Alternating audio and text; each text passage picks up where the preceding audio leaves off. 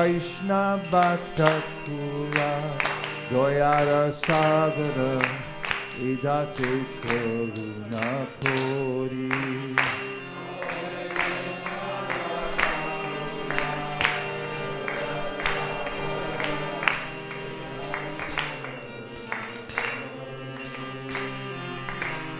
Diya Bhattacharya Shoro He Amai Tomara Charana Dori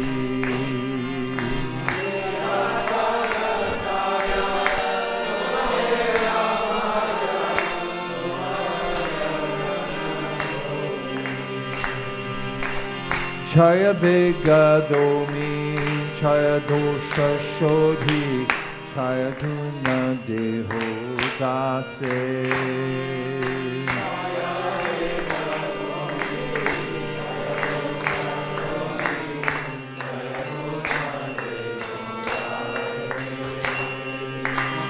Chaya Satsanga Deho He Amare Boshashi Kangera She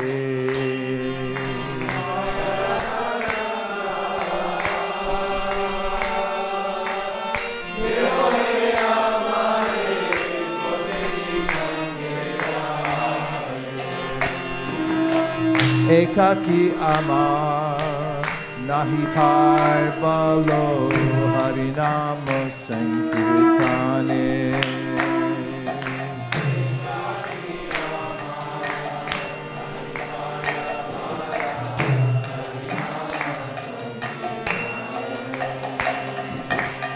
Tumi Kripa Kore Shraddha Bindu Diya Deho Krishna Namadhane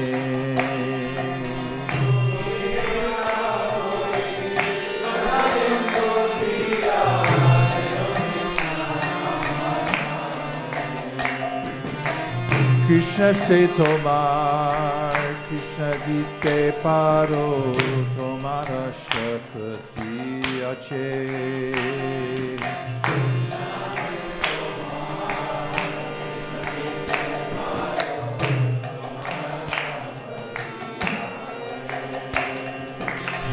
Amito Kanga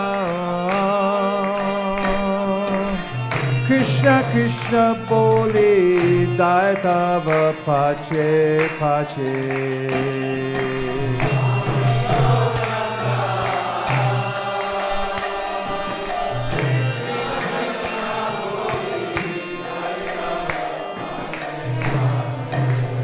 Oh hey Vaishnava Thakura Doyara Sagara Idase Koruna Kori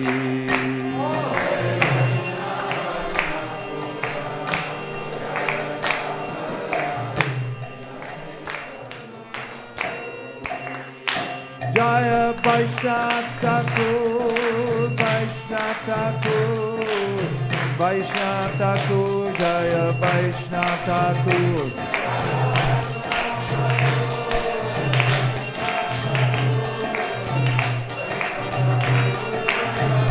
Jaya Jaya Prabhupada Prabhupada Prabhupada Jaya Jaya Prabhupada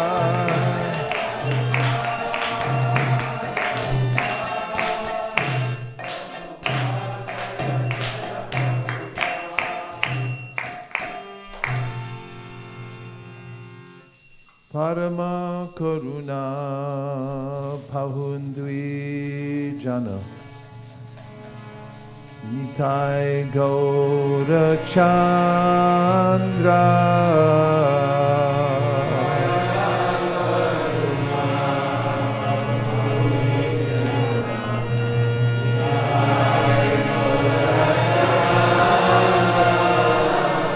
Parama Karuna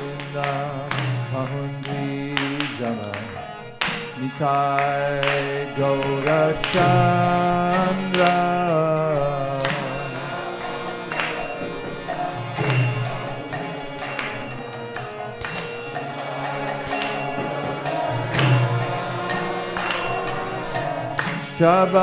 Shabhavatar Sharasidamani Kevalaya Nanda Kanda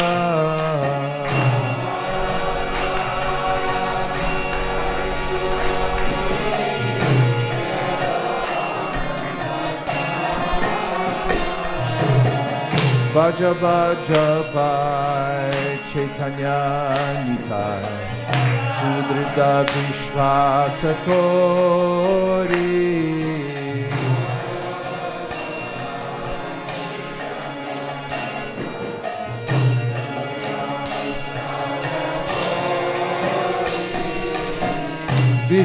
Vishayachadya Sherase Majia Mukhe Bolo Hari Hari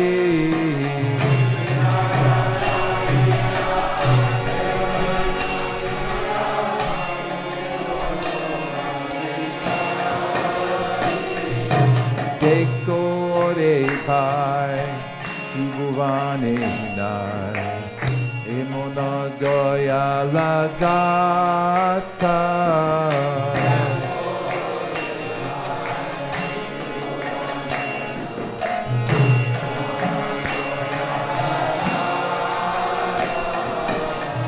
Poshu Pakhi Jure Pashana Vigare Shune Jarguna Kata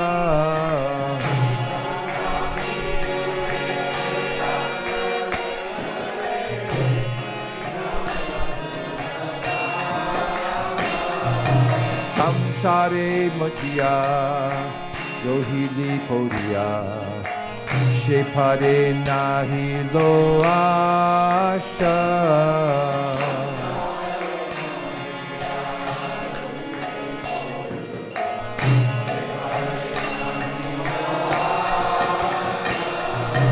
Apana Karama Punjai Shamana Gahoe Lochana Dasa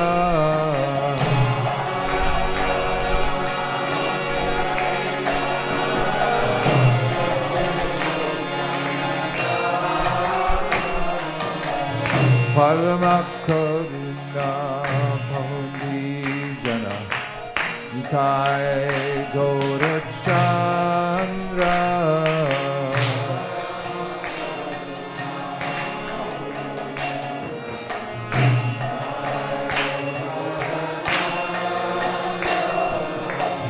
Nitai Gaurachandra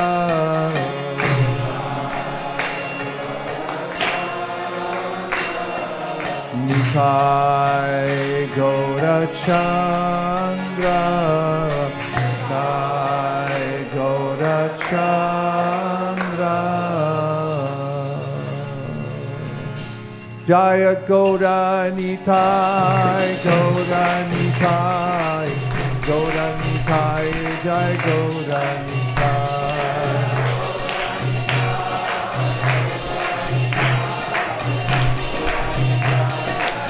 Nitai Gaura Hari Bol Hari Bol Hari Bol Nitai Gaura Hari Bol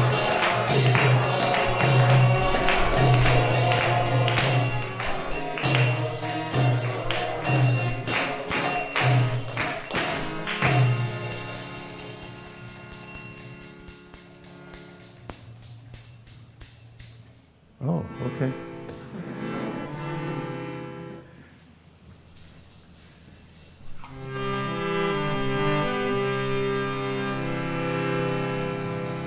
Ujjvala Varana Gaura Varadeham Vilasita Niravari Bhava Videham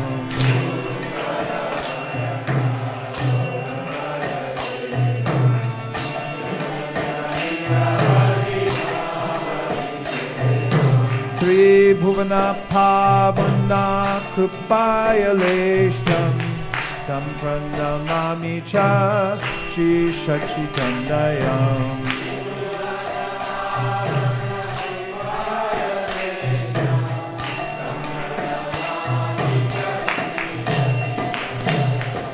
Gadgadantara Bhava Vikaram Guru Jana Karu Jana Nada Vishalam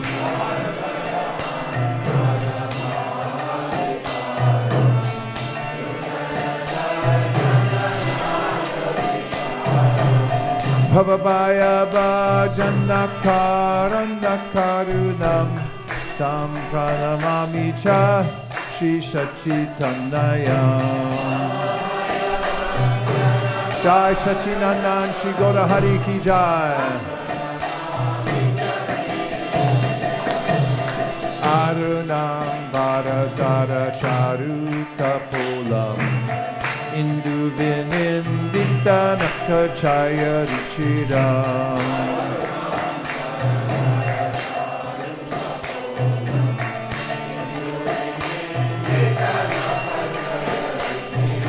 Jalpita Nijaguna Nama Vinodam Tam Pranamami Cha Shri Sachitanaya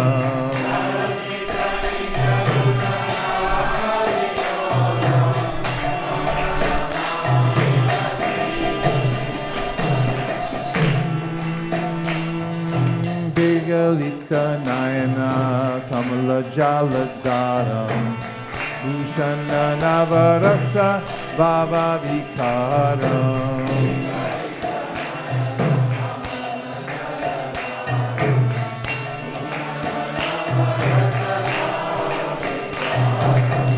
Gatiyati Mantara Nritya Vilasam Tam Pranamami Cha Shri Sachitanaya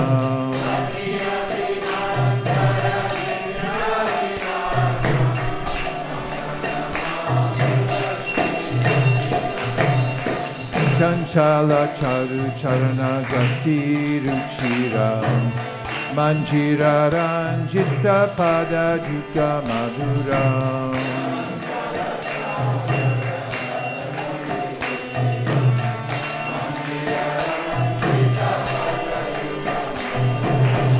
Chandra Vinindita Shitala Varanam Champana Mami Cha Shri Sachitanaya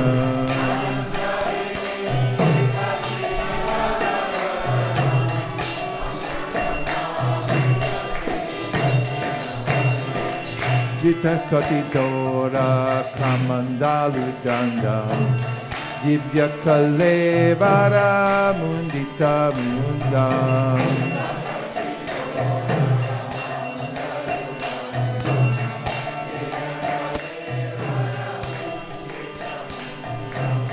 Durjana Kalmasha Kandana Dandam Tampana Mami Cha Shri Sachitanaya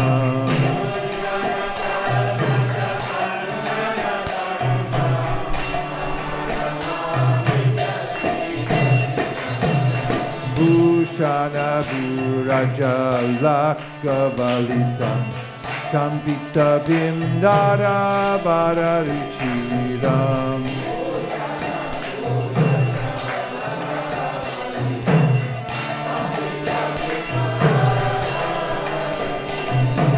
Malaya Javira Chitta Ujjvala Tilakam Tam Pranamami Cha Shri Sachitanayam Ujjvala Tilakam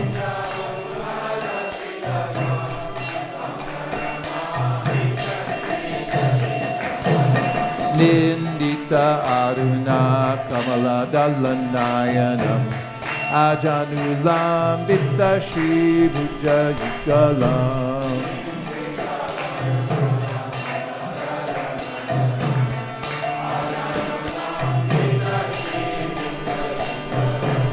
Kalevara Kishora Nartaka Vesham Tam Pranamami Cha Shri Sachitanaya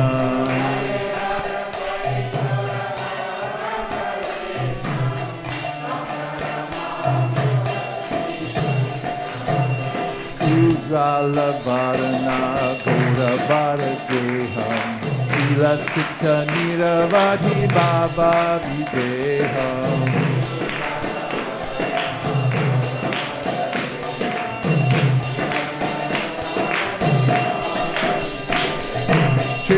Pavana Pavana Krupaya Lesham Tam Pranamami Shri Sachitanaya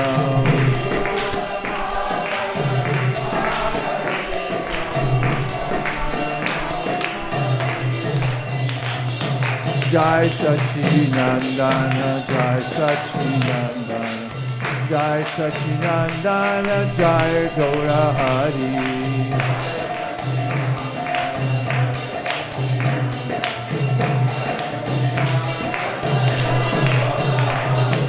Jai Sachinandana Jai Sachinandana Jai Sachinandana Jai Gaura Hari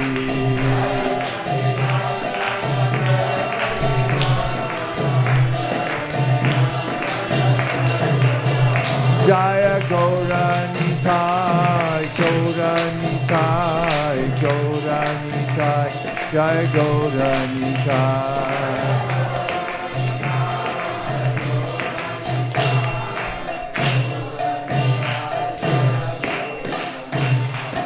Jai Gaura Premanande, Hari Hari Bo.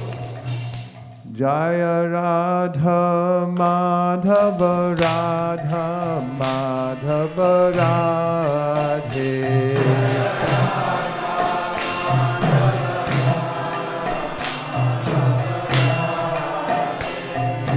Jaya Deva Prandana He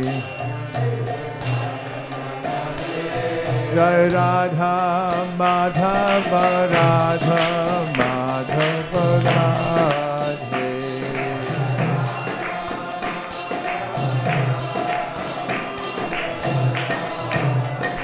Jaya Radha Madan Gopal Radha Madan Gopal Radhe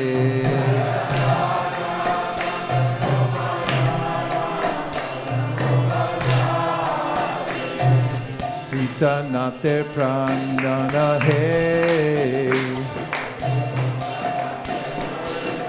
Sita Nate Prandana He Jaya Radha Madan Gopal Radha Madan Gopal Radhe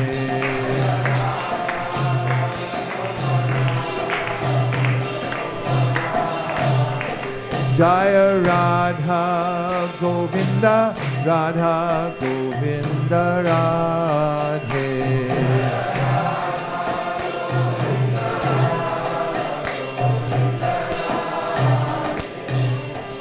Goswami Prandana He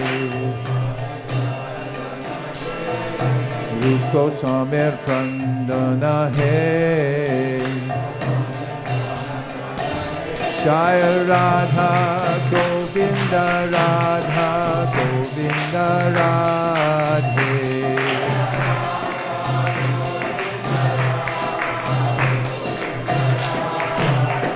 Jaya Radha Madan Mohan Radha Madan Mohan Radhe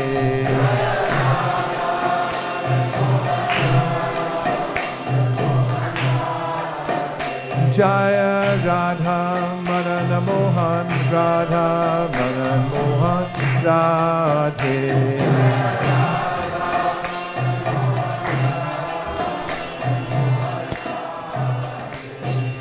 Sanatane Prandana He Sanatane Prandana He Jaya Radha Madan Mohan Radha Madan Mohan Radhe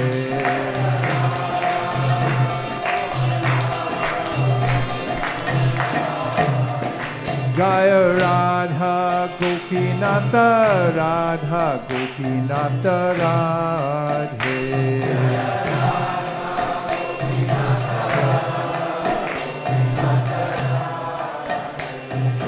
Madhu Pandit Prandana He Madhu Pandit Prandana He Madhu Pandit Jaya Radha Gopinath Radha Gopinath Radhe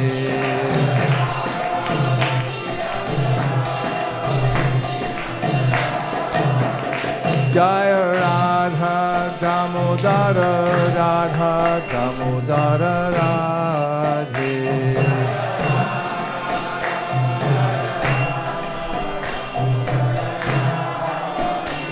Jaya Radha Damodara Radha Damodara Radhe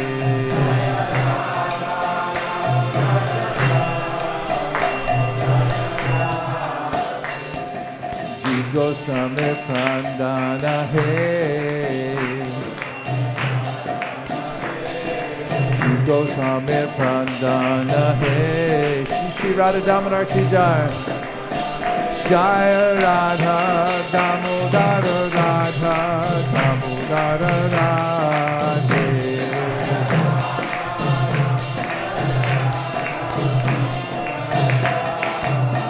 Jaya Radha Ramana Radha Ramana Radhe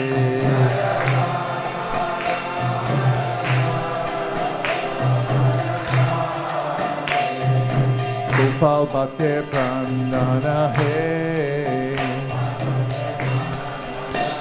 Jaya Radha Ramana Radha Ramana Radhe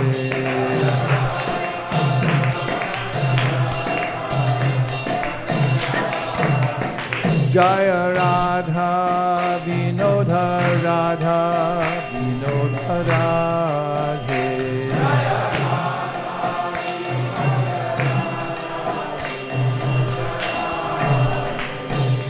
Lokanath Prandana Hey Jaya Radha Vinodha Radha Vinodha Radhe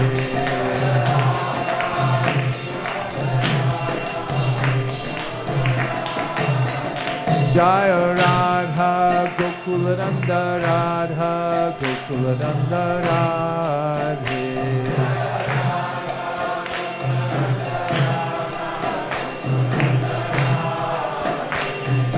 Vishwanath Prandana Hey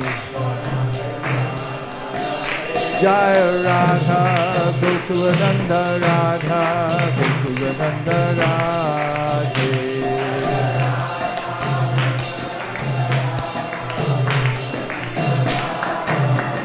Jaya Radha Giridhari Radha Giridhari Radhe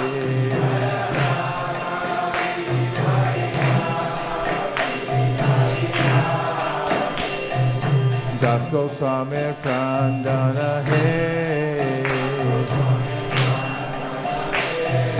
Radha Giridhari Radha Giridhari Radhe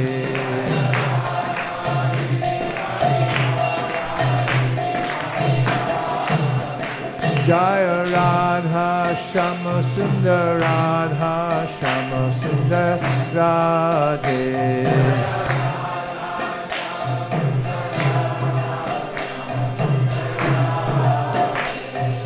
Shamananda Prandana Hey Jaya Radha Shama Sundar Radha Shama Sundar Radhe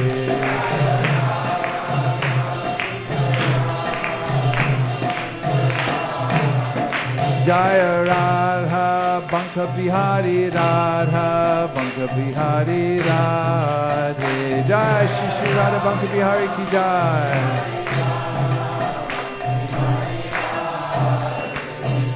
Hari Dasa Prandana Hey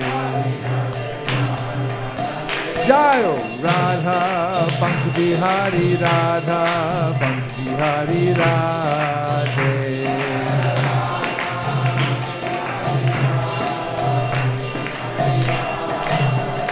Jaya Radha Kanta Radha Kanta Radhe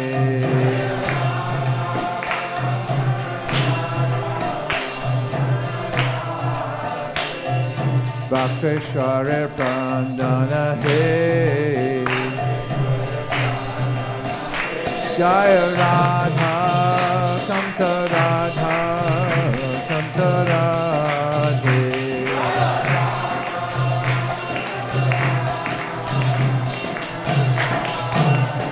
Jaya Gandharvika Giridhari Gandharvika Giridhari Radhe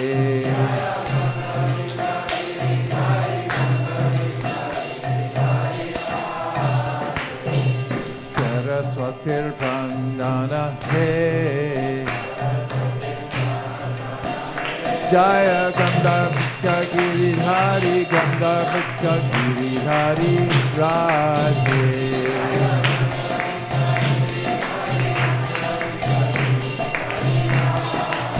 Hare Krishna, Krishna Krishna, Hare Hare, Hare Rama,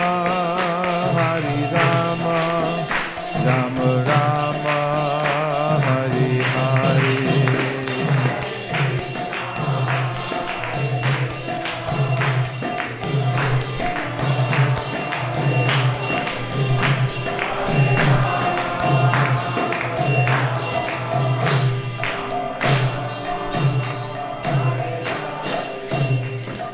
Shri Vrindavan Dham Ki Gaur Premanande. Srimad Bhagavatam class. Hare Krishna, Krishna Krishna, Hare Hare, Hare Rama,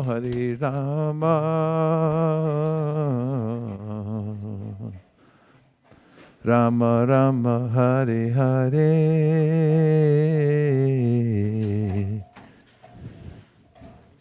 Hare Krishna, Hare Hare,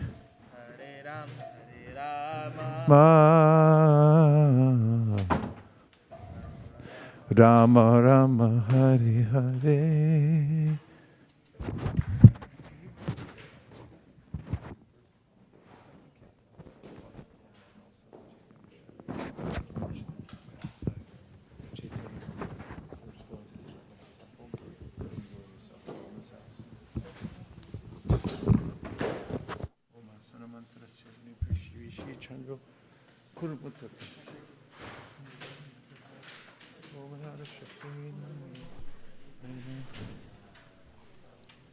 You keep that one, I got another one.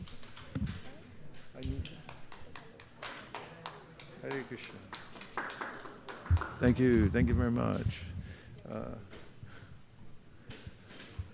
You can bring my brown bag, please. Hare Krishna. Numero 3.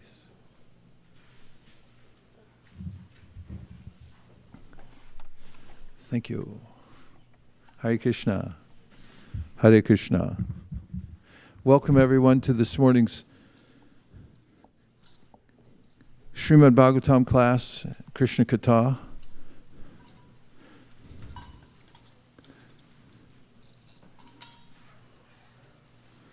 We'll begin with a song by Srila Bhaktivinoda Thakur, which takes us right to the spiritual world.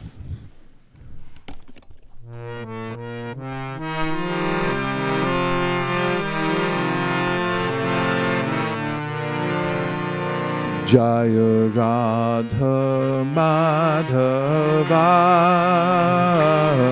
Jaya Kunja Bihari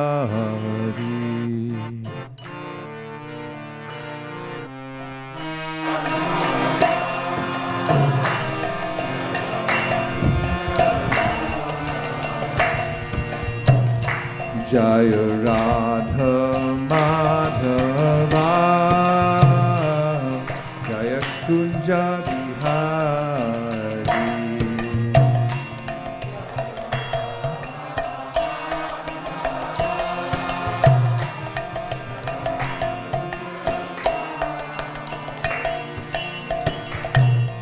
Gopi Jana Balaba Jaya Girivardhari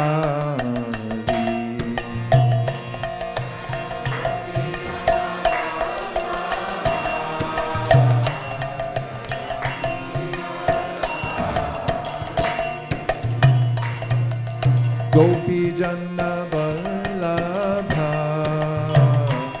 Jaya Girivardhari.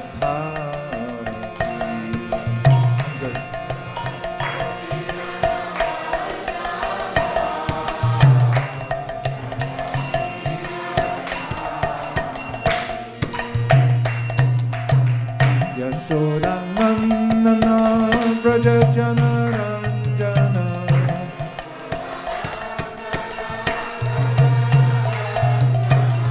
Yashodanandana Vraja Janaranjana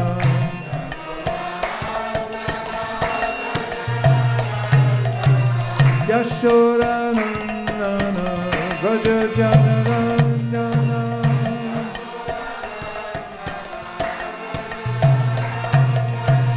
Yashodanandana Vraja Janaranjana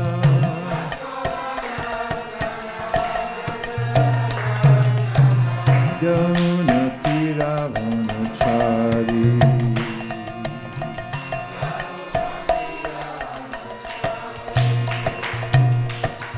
Yamuna Tiravanachari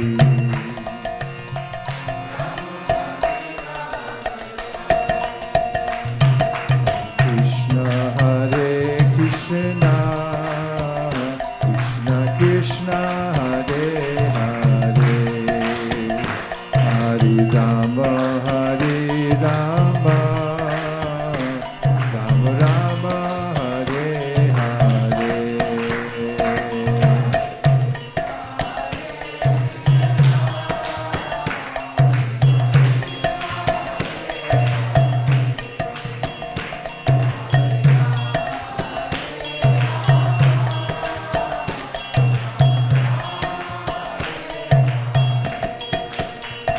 Hare Krishna, Hare Krishna, Krishna Krishna, Hare Hare, Hare Rama, Hare Rama, Rama Rama, Hare Hare.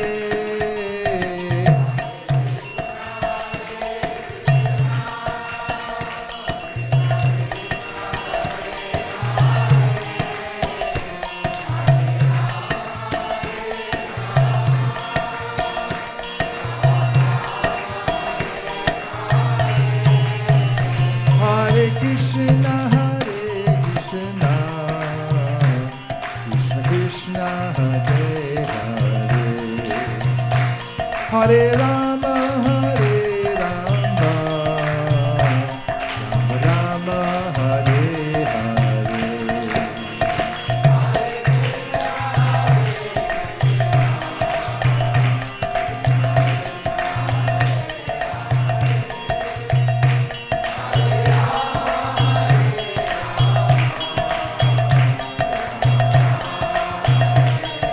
Hare Krishna, Krishna Krishna, Hare Hare, Hare Rama, Rama Rama, Hare Hare.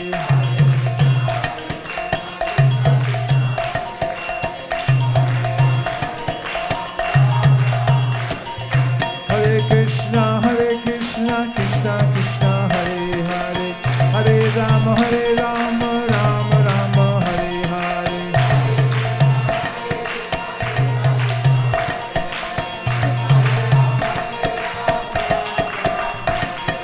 Hare Krishna, Krishna Krishna, Hare Hare, Hare Rama, Rama Rama, Hare Hare.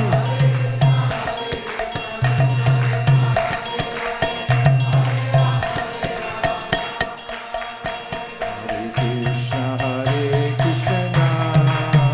Krishna Krishna, Hare Hare, Hare Rama, Rama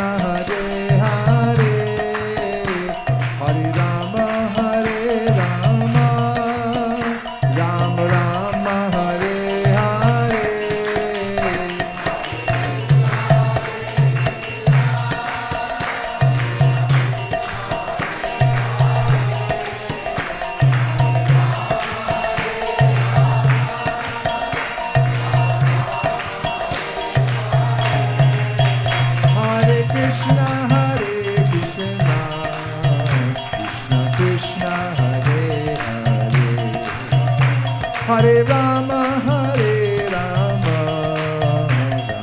Rama Rama, Hare Hare.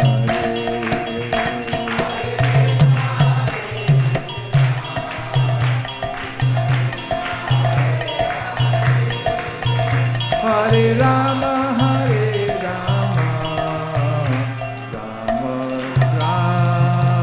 Rama, Hare Hare.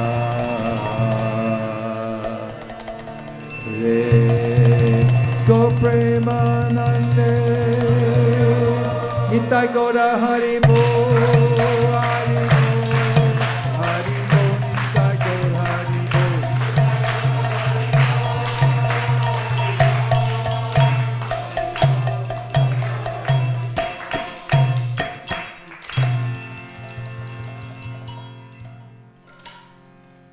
Om Namo Bhagavate Vasudevaya.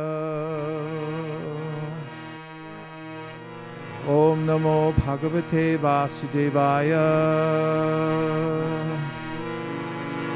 Om Namo Bhagavate Vasudevaya.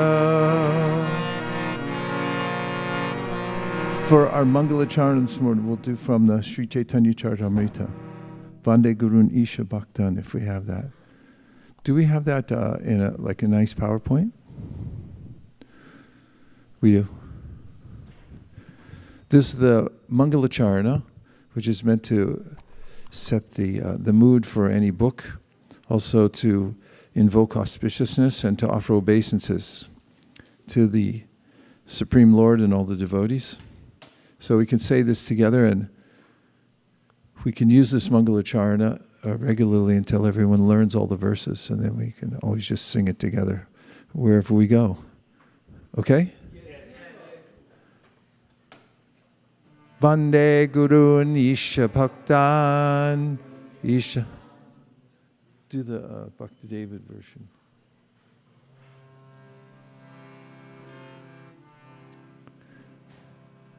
Vande Gurun Isha Bhaktan Isham Ishavatarakam Tat Prakasham Stachashakti Krishna Chaitanya Samjakam Vande Shri Krishna Chaitanya Nityanando Sahodito Gaudadai Pushpavanto Chitrao Shandao Tamondudao Yadadvaitam Brahmopanishadi Tarapya Satubha Yatmantarayami Purusha Iti So Shamshavi Babaha Shadaishvaryai Purnoya Iha Bhagavan Saswayamayam Nachetanyat Krishna Jagati Paratapam Paramiha Anarpita Charim Chirat Karunayavatirna Kalau Samarpayitu Munatoj Valarasam Sabhaktishriyam Hari Purata Sundara Dyuti Kadamba Sandipita Sada Haraya Kandare Spurutu Vasachinandana Radha Krishna Pranaya Vikritir Ladini Shaktirasmad Ekatmanab Api Bhuvi Pura Deha Bedham Kototao Chaitanyakyam Prakatamaduna Tadvayam Chaikyamaptam Radha Bhava Dyuti Suvalitam Naumi Krishna Sarupam Shri Radhaya Pranaya Mahima Kidrisho Vanayaiva Swadyo Yena Bhuta Madhurima Kidrisho Vamadiya Saukyam Chasya Mad Anubhavata Kidrisham Beti Lobhat Tadbhavadya Samajani Shachi Garbha Sindho Harindu Sankarshana Karanato Ashayi Garbhodashayi Chapayobdishayi Sheshascha Yasyam Shakalasa Nitya Nandakya Rama Sharanam Mamastu Mayatite vyapi vaikuntaloke Purnaishvarye Shri Chaturvyuha Madhye Rupam Yasyo Pati Sankarsanakyam Tam Shri Nityananda Ramam Prapadye Maya Bharta Janda Sangashrayanga Shete Sakshat Karanam Bodhi Madhye Yasyai Kamsha Shipuman Adidevas Tam Shri Nityananda Ramam Prapadye Yasyam Shamsha Shrila Garbhodashai Yanabhyabjam Lokasangatanalam Lokashrastu Sutikadamadatus Tam Shri Nityananda Ramam Prapadye Yasyam Sham Shamsha Paratma Kilanam Poshta Vishnur Bhati Tugdabdi Shai Shauni Bharta Yatkala Sopyanantas Tam Shri Nityananda Ramam Prapadye Mahavishnu Jagat Karta Maya Yastrajatyada Tasyavatare Vayam Advaita Charya Ishvara Advaitam Harina Dvaitar Acharyam Bhakti Shamshanad Bhaktavataram Isham Tam Advaita Charyam Ashraye Panchatattvatmakam Krishna Bhaktarupa Swarupakam Bhaktavataram Bhaktakyam Namami Bhakta Shaktikam Jayatam Suratau Pangor Mama Manda Matirgati Matsarvasva Padam Bojao Radha Marana Mohano Divya Vrindaranya Kalpadrumadha Srimad Ratnagara Singhasanasto Srimad Radha Shila Govinda Devo Prishdalibhi Sevyamano Smarami Sriman Rasarasarambi Vamshivata Tatastita Karshan Venu Swaner Gopir Gopinatha Shriyestunaha Jai Jai Shri Caitanya Jai Nityananda Jai Dvaita Chandra Jai Gaura Bhakta Vrind Etin Thakur Gauriyaki Karyatmani Atmasad Etin Charan Bandon Tine Moranat. Now, you don't have it on this slide deck, but look up the next two verses, 120 and 121. We should put those on the slide deck. They're really nice. They finish off the mangalacharana. Adi 120, 121. Hare Krishna, Krishna Krishna, Hare Hare, Hare Rama, Rama Rama, Hare Hare. Hare Krishna, Krishna Krishna, Hare Hare, Hare Rama,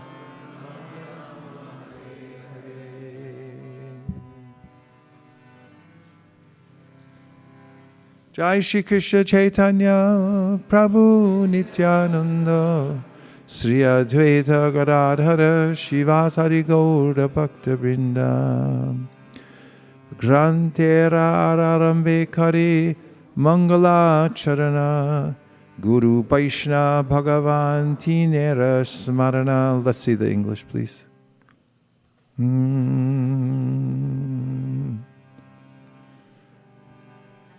English. In the beginning of this narration, simply by remembering the spiritual master, the devotees of the Lord and the personality of Godhead, I have invoked their benedictions.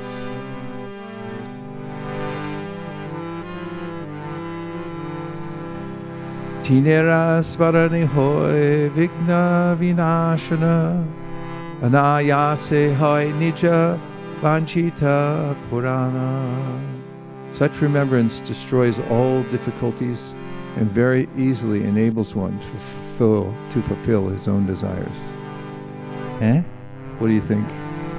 This is the sublime nature of the spiritual world and of devotional service, that in the material world, everyone's gone off track and trying to make their own plan to be happy. But it won't happen, because we're either instruments of material nature or we're instruments of Krishna. We're instruments in any case, because that's our nature. We're Tatastha Shakti. So I may think that I am my own person. I'm going to make my own plan, but that's not my own plan. That's material nature's plan. Prakrite kriyamanani gunai karmani sarvasha ahankara vimudhatma kartaham iti manyate. People who think like that actually are very foolish, because they're being controlled by the material nature. And Maya's writing a little script and says, here. And then I read it and I go, here's my plan. It's not a good plan because it's Maya's plan. Krishna already wrote a little script called the Bhagavad Gita and said, here's my plan. So if you take Krishna's plan, then you'll destroy all difficulties and very easily cross over the material nature and also fulfill all our desires. This is mentioned in the Srimad Bhagavatam Tyakvasa Dharma Tyakvam Sudushida Saripshija Raja Lakshmi. No, it's the other one. Deyam Sada Paribhavagnam Abhishtadoham. Abhishtadoham means what we actually want, what actually fulfills our desires. And when you see it, you'll know it.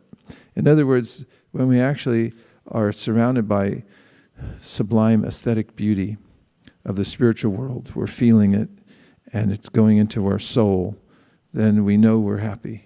We don't have to have a certificate. We feel it directly for ourselves, and we know that our desires are being fulfilled one after another. In fact, they're being fulfilled so automatically and completely that we feel that it's over and beyond what I could have actually desired. Therefore, Krishna's name is Vanchatita, which means he goes beyond our expectations in fulfilling our desires. So the way to fulfill one's desires actually is to remember the Lord. And in this mangalacharana, we invoke such auspiciousness by remembering the spiritual masters. We remember Lord Caitanya, Lord Nityananda, all the Panchatattva. And then we remember the Krishna's purpose in coming to the material world and the way that we're situated in the material world, how it's being upheld by Balaram, and how we can rise above it and go to Vrindavan. And there we worship the three deities, 18 in our Thakur. There's three main deities of Vrindavan that we worship. And this morning we sang the names of all the various deities. So one way to live in Vrindavan, which is one of the elements of Panchangam Bhakti. Panchangam Bhakti means that there are 5 processes of bhakti that are so powerful that even if you don't have faith in them, but you have a little connection with them, then you'll make rapid advancement in devotional service. And so one of the ways to live in Vrindavan is one thing that helps is to plan to go there. Even if it's far off, then you'll be thinking, I have to get ready to go Vrindavan. And even if you don't have a ticket, you can still be thinking, I want to be in Vrindavan. And while you're anywhere, you can be preparing, and in the preparation, you'll actually go to Vrindavan to live there. So we're going to go to the Holy Dham, Krishna willing, around December 23rd. Actually, 24th? Okay. I think I'm actually going earlier. I'm going to go during Kartik. So I'm getting ready for Kartik. I'm already making plans about what we're going to read and what we're going to do there, which places we're going to. And then also, some of us are going all together to Vrindavan. We're going to Jagannath Puri, and we're going to Mayapur Dham around the 24th. and we're going to have big kirtans, and we're going to have prasadam, book distribution. We're going to go to holy places. But it doesn't mean that we can't go there now, because it's absolute.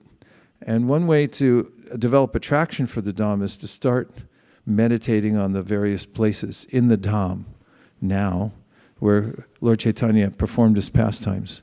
So since we're going to start in Jagannath Puri, we'll today discuss a little bit about Caitanya Mahaprabhu's arrival in Jagannath Puri. You know, he took sannyas, and he traveled from Navadvip all the way to Jagannath Puri. Before he got there, he had a slight incident with his danda.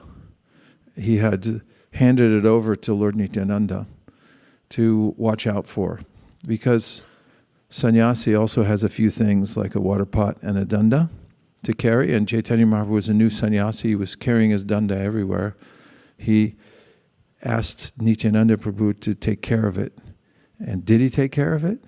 Boy, did he ever. He broke it into pieces and threw it into the Bhanga Nadi. So there's a place there in Jagannath Puri called the Danda Bhanga Nadi. It means the place where the danda of Lord Chaitanya was broken and thrown into the river. When Chaitanya Mahaprabhu got back and asked for his danda back, Nityananda Prabhu said, "Oh, I think you broke it." Of course, they're the same person. And Nityananda Prabhu is bringing out Chaitanya Mahaprabhu's godhood to everybody. In fact, when Chaitanya Mahaprabhu asked his followers to go door to door and teach everyone to chant Hare Krishna, Nityananda Prabhu didn't do that. He actually went door to door and he told everyone, chant Gauranga. Because Chaitanya Mahaprabhu, in the Kali Yuga, is Krishna's most merciful manifestation, who's teaching everybody by example how to chant Hare Krishna. And Nityananda Prabhu didn't like all these formalities Chaitanya Mahaprabhu was apparently going through. In fact, most of his devotees didn't like it. They didn't like it when he left Navadvip. They didn't like it when he took sannyas and he shaved off his hair. They were always pining for him, and still they worship him in Navadvip, and still to this day, as he was there in Navadvip, dressed in his beautiful cloth and also with his beautiful hair and some ornaments and so forth. So Nityananda Prabhu told Chaitanya Mahaprabhu that I think the person who's complaining about this has also broken the danda. And Chaitanya Mahaprabhu feigned anger, and he told his associates who were traveling with him that you can go behind me or ahead of me, but you can't go with me. I'm going to go alone. I'm a sannyasi. I shouldn't be subjected to all this anguish from traveling with others. So the devotees decided that they would go behind Chaitanya Mahaprabhu in case anything came up. So Chaitanya Mahaprabhu went ahead by himself to Jagannath Puri, and he reached the temple. And he went inside the Jagannath temple. And of course, the deity of Jagannath is none different from Krishna. It's Krishna in the mood of separation from the residents of Vrindavan. That's why his eyes are so big. And Balaram, he looks almost distorted. And this is one of the symptoms of ecstasy. In fact, the story is that Lord Krishna, pining for the residents of Vrindavan, then heard about their feelings of separation. And when he heard about their ecstasy and vipralamba, or separation from him, then his body transformed. So did Balaram and Subhadra. Arms retracted within the body, and eyes become gigantic and so forth. So when Chaitanya Mahaprabhu walked into the temple, he saw Krishna directly in the deity, and out of affection, he wanted to embrace him. So he ran forward in the temple room, not realizing that there was some decorum to be observed there. And then he fainted before he reached the deity. And the custodian of the temple commander, came over with a stick, and he was going to beat him because he thought that here's some person making a scene inside the Lord's temple, and he wanted to set an example by driving him out. And before he could do that, Sarvobhauma Bhattacharya, who's one of Caitanya Mahaprabhu's eternal associates, actually, who in this Leela had not met him yet, then just saw this beautiful sannyasi. He's 24 years old, body golden, Suvarna Varna Hemango Varnangashanshanangadi Sanyasya Krishma Shanto Nishta Shanti Purayanaha, as described in the Sri Vishnu Sahasranam Stotram. The body of the Lord is golden. He wears bangles of sandalwood, and he's always absorbed in ecstasy of Krishna consciousness. So Sarvobhauma Bhattacharya happened to be there, and he was a great scholar, the greatest scholar of India. Still, you can look him up on Wikipedia and find out how brilliant he was. Once there was a book, he memorized the whole book just by reading it once, and he knew everything. Some people say, I know everything, but they don't know anything. But Sarvobhauma Bhattacharya, if he ever said it, I know everything, it would have been true. He knew all the Shastras. But he didn't know who this young man was, this sannyasi. So he went over and he was intrigued. And he did a little test by taking a piece of cotton swab and holding it near the nostril of Sri Caitanya Mahaprabhu, and he could see that they were slightly moving, means the breath was there. And he had read about this in the Shastra, and he said this is a form of devotional ecstasy that he's in. Now at this point, Sarvobhauma Bhattacharya is playing as being a Mayavadi. That is someone who doesn't accept the personal form, spiritual form of God. Mayavadis think that when God comes in a bodily form, it's actually a manifestation of matter. But the real supreme is the unborn within that form. And that's all pervading, that's all of us, and everything's one. However, as Krishna says in the Bhagavad Gita, Brahmano hi pratishtaham amritasya vyasya cha shashvatasya dharmasya sukasya kantikasya cha, that I'm the basis of the impersonal Brahman.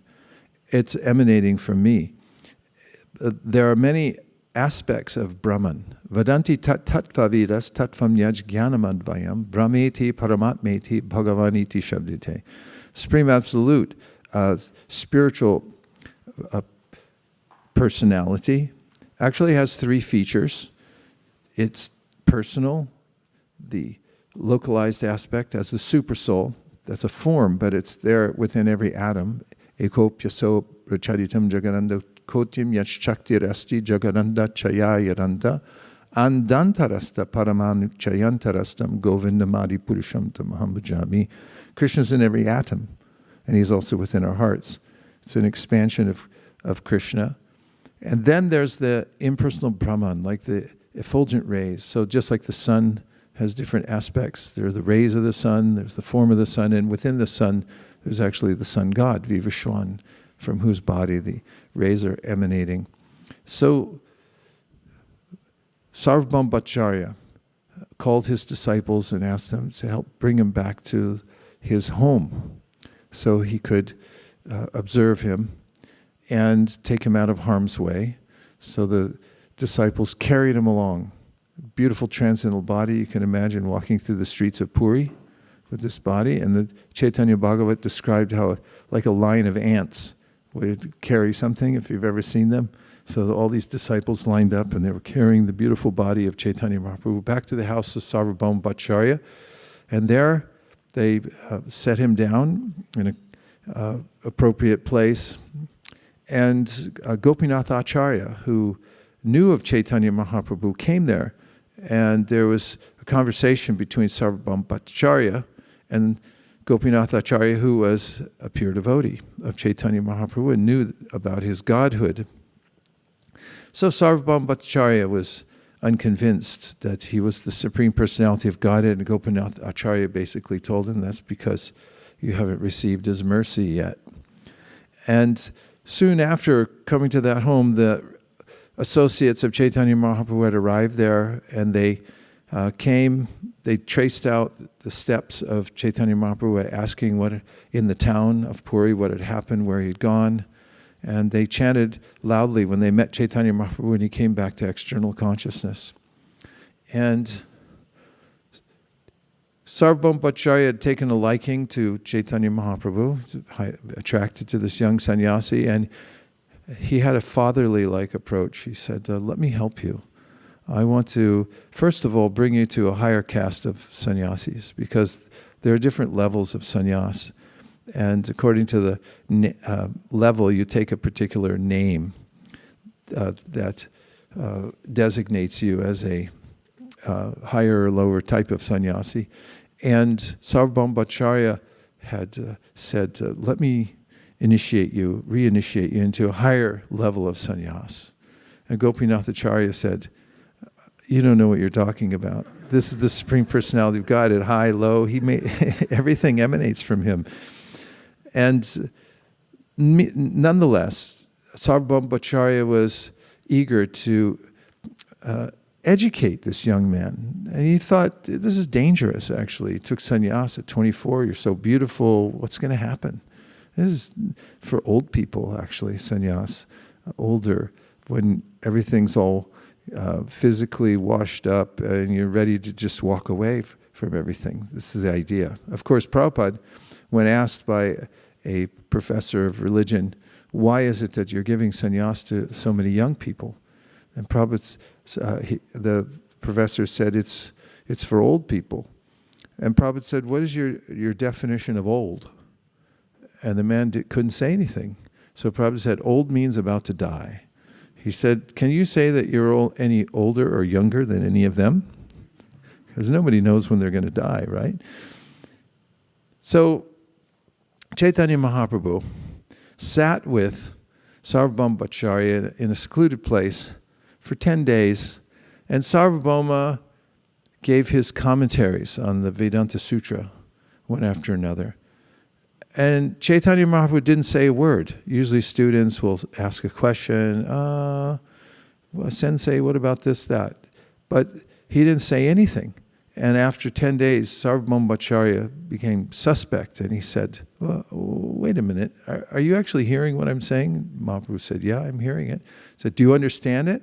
He said, well, I understand the Vedanta Sutra perfectly. I just don't appreciate your commentaries because they're like clouds that are covering the real meaning. And meanwhile, here's this elderly, scholarly person and a young sannyasi who says this after 10 days of Sarvobhauma expounding on the philosophy of Vedanta. So he said, well, what is your explanation? And when Chaitanya Mahaprabhu began explaining the real meaning according to Sambandha, Abhigeya, and Prayojana, then the mind of Sarvobhauma Bhattacharya was captivated. He also, in that meeting, Mahaprabhu had asked Sarvobhauma Bhattacharya to explain the Atmarama verse, which he did in 3 or 4 ways. And then Chaitanya Mahaprabhu explained it in multiple ways, not touching on the original points that Sarvobhauma had made.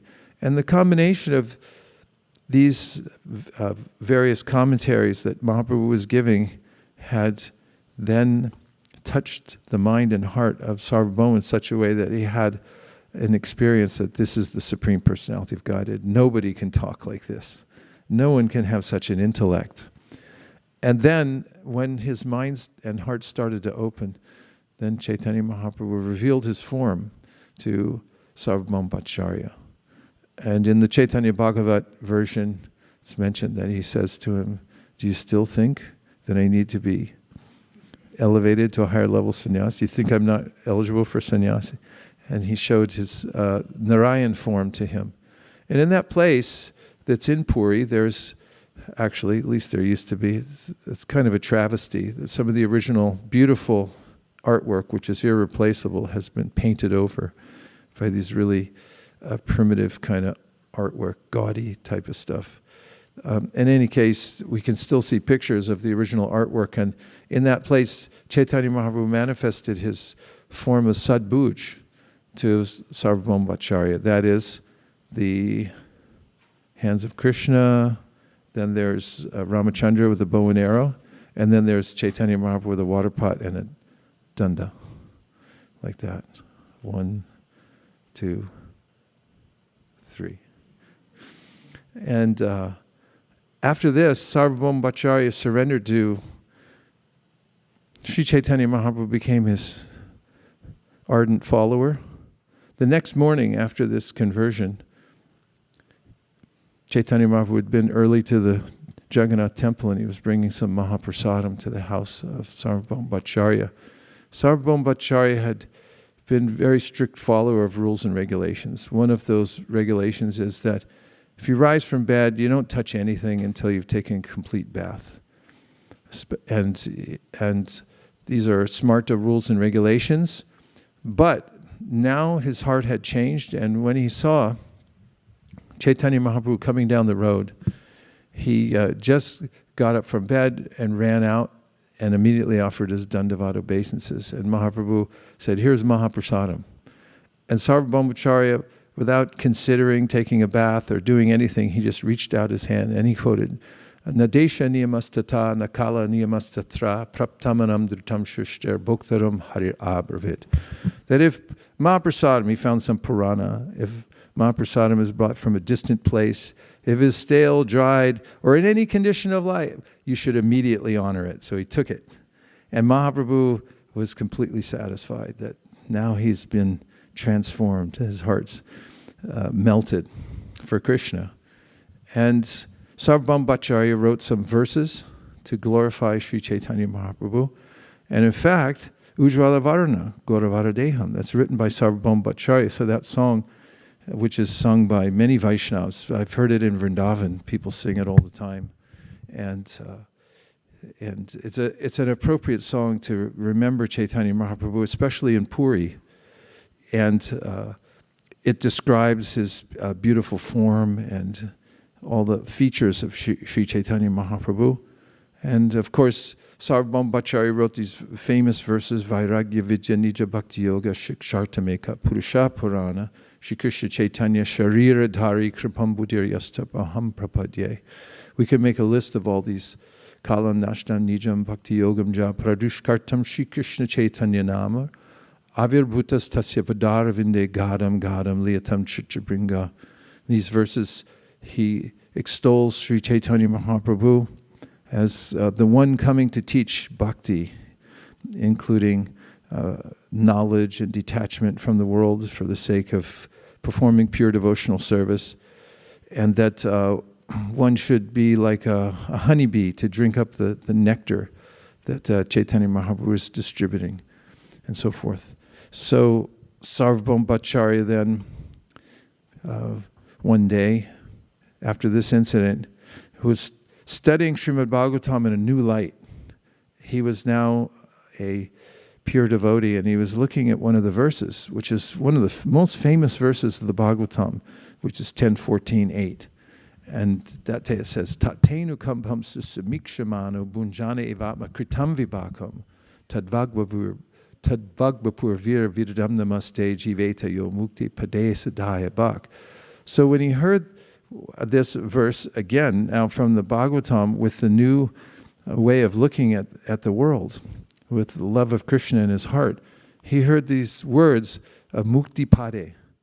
And the word mukti is abhorrent, as our Tejas likes to point out. In the last couple youth jams, he's quoted verses from how devotees don't like mukti.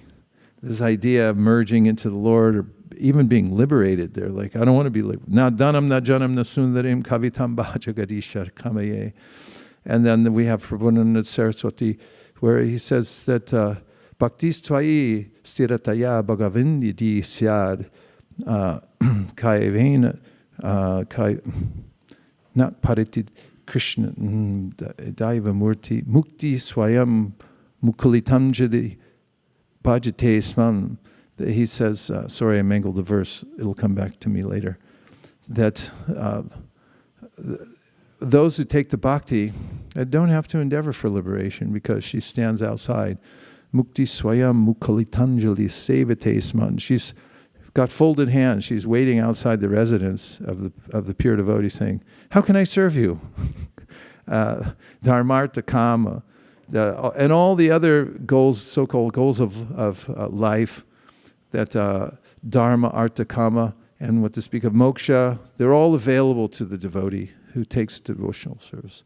Vedeshu yagyeshu tapasu chaiva daneshu yat punya palam pratishtam adyeti sarvam idam baditvam yogis ramstanam upaiti charyam. I missed the word. So the Krishna says in the Bhagavad Gita, you if you just surrender to me, do devotional service, you won't be bereft of anything. And devotees don't even want liberation because the devotional service is so sweet. And they can do it anywhere, in heaven or hell. It's equal to them. They just want to be engaged in Krishna's service. That's it. So Sarvobhauma Bhattacharya brought this conundrum to Caitanya Mahaprabhu and said, Mukti Party, I'm going to change the Bhagavatam, he said. This is the mood that he took up. Like, I don't like this Mukti. It shouldn't be in the Bhagavatam. We should change it. Brahma shouldn't have said that. So Chaitanya Mahaprabhu said, calm down. New converts, they get all excited. So Chaitanya Mahaprabhu said, there's another way. Mukti Padi also means the lotus feet of Krishna. And so actually we're taking shelter of Krishna's lotus feet, which provide mukti, because his name is Mukunda anyway. So don't worry, everything can be accommodated. The Bhagavatam can't be changed anyway. Prabhu. So we could see in Puri, all these churnings of pure devotional service take place. It's the place where Chaitanya Mahaprabhu goes to the Gambhira. Gambhira means deep. He goes deep into devotional service. There's a way that in the first portion of his life, Chaitanya Mahaprabhu was a great scholar. He showed his learning, and he was arrogant. He used to just love going around and tearing people to pieces philosophically. He'd meet, come on, tell me something. Tell me whatever. Whatever they tell him, he said, nah, and tear it apart. And they say, wow, that's amazing. He goes, it was wrong. I'll tell you something else. And he would twist people around and just bewilder their minds. He was such a great scholar. In fact, by the time he was just barely a teenager, he had his own college. He was like the dean. Everyone wanted to be in his school. And when the Keshava Kashmiri, the greatest scholar of India who was defeating everyone by the power of Saraswati, came to Navadvip, everybody left because I was like, I got to go. I think my mom called me to make some paratha. And they took off and went to a different state because they didn't want to be called upon by the Keshava Kashmiri, who would just slice them up. And then it's like, see, you're not a Bhattacharya. But Nimai Pandit stayed purposefully, and there he was. He set the whole scene by being surrounded by his students. He was the cynosure of everyone, but his students. They loved him so much, and they had encircled him on the bank of the Ganga. The light was hitting him in a particular way. He was so beautiful. And when Keshava Kashmiri came into town, he had his elephants. And, he's so proud because this is what happens when you become competitive and you have some material skill and think, oh, I'm really something. You lose your perspective. That's why Kunti Devi says, Janmaishvarya Shruta Shribhir Edamana Madapuman Naivarha Yavidatum Vai Twam Akinchana Gocharam. For to be perfectly connected to Krishna and Bhakti, should be akinchana. It's like, I don't have any qualification. And the more one makes advancement in devotional service, Chaitanya Mahaprabhu said when he listed the symptoms of bhava, there's 9 of them altogether. Shantir avyarta kalatvam, starting with. He says the person feels less and less qualified as he becomes more and more advanced in devotional service. And so this very conceited scholar came in and he saw Nimai Pandit, whom he had heard of. And then Nimai Pandit baited him and said, why don't you're so great. Let's hear some of your poetry. Just tell us some verses. So the Pandit then composed there without pen and paper, no computer, no dictionary, just from his brain. He composed 100 verses on the spot and just said them. And then everyone stood back in awe because he recited them, not recited them, he just composed them and spoke them like the blowing wind.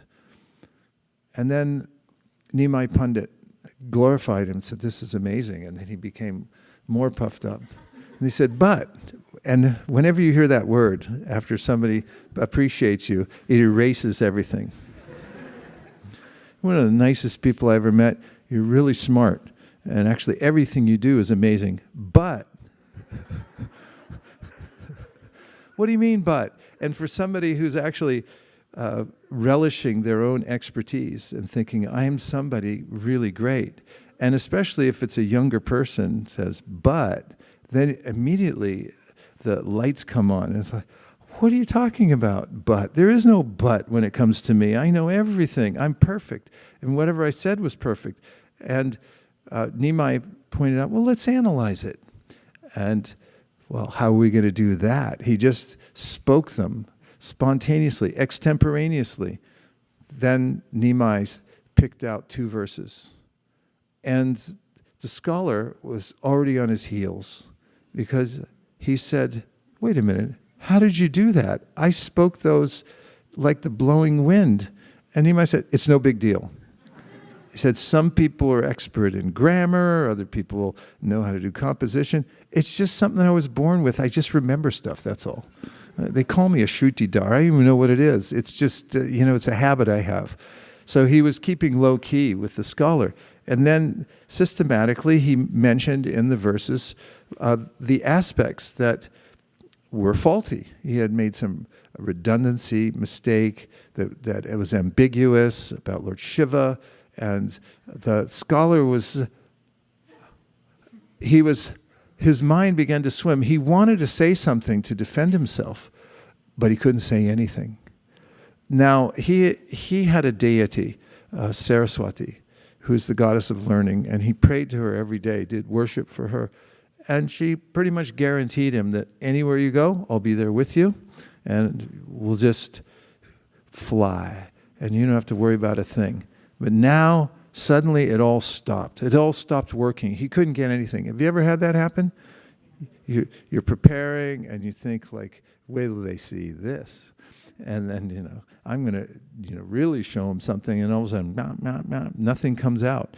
And so he was humiliated, and some of Mahaprabhu's students began to chuckle because the guy comes in and he's trying to make a show, and then it's kind of like one of those things where the David beats Goliath, and they were giddy, and it was like, ha ha ha, and Mahaprabhu was no. He was very serious. Don't laugh. He's a great scholar. He stopped them from laughing. And the scholar went to his encampment, and that night he had a dream, and Saraswati appeared to him and said, actually, you've met my deity. Although I'm your deity, you met my master and your master as well, Nimai Pandit. She revealed to him that actually that's the Lord.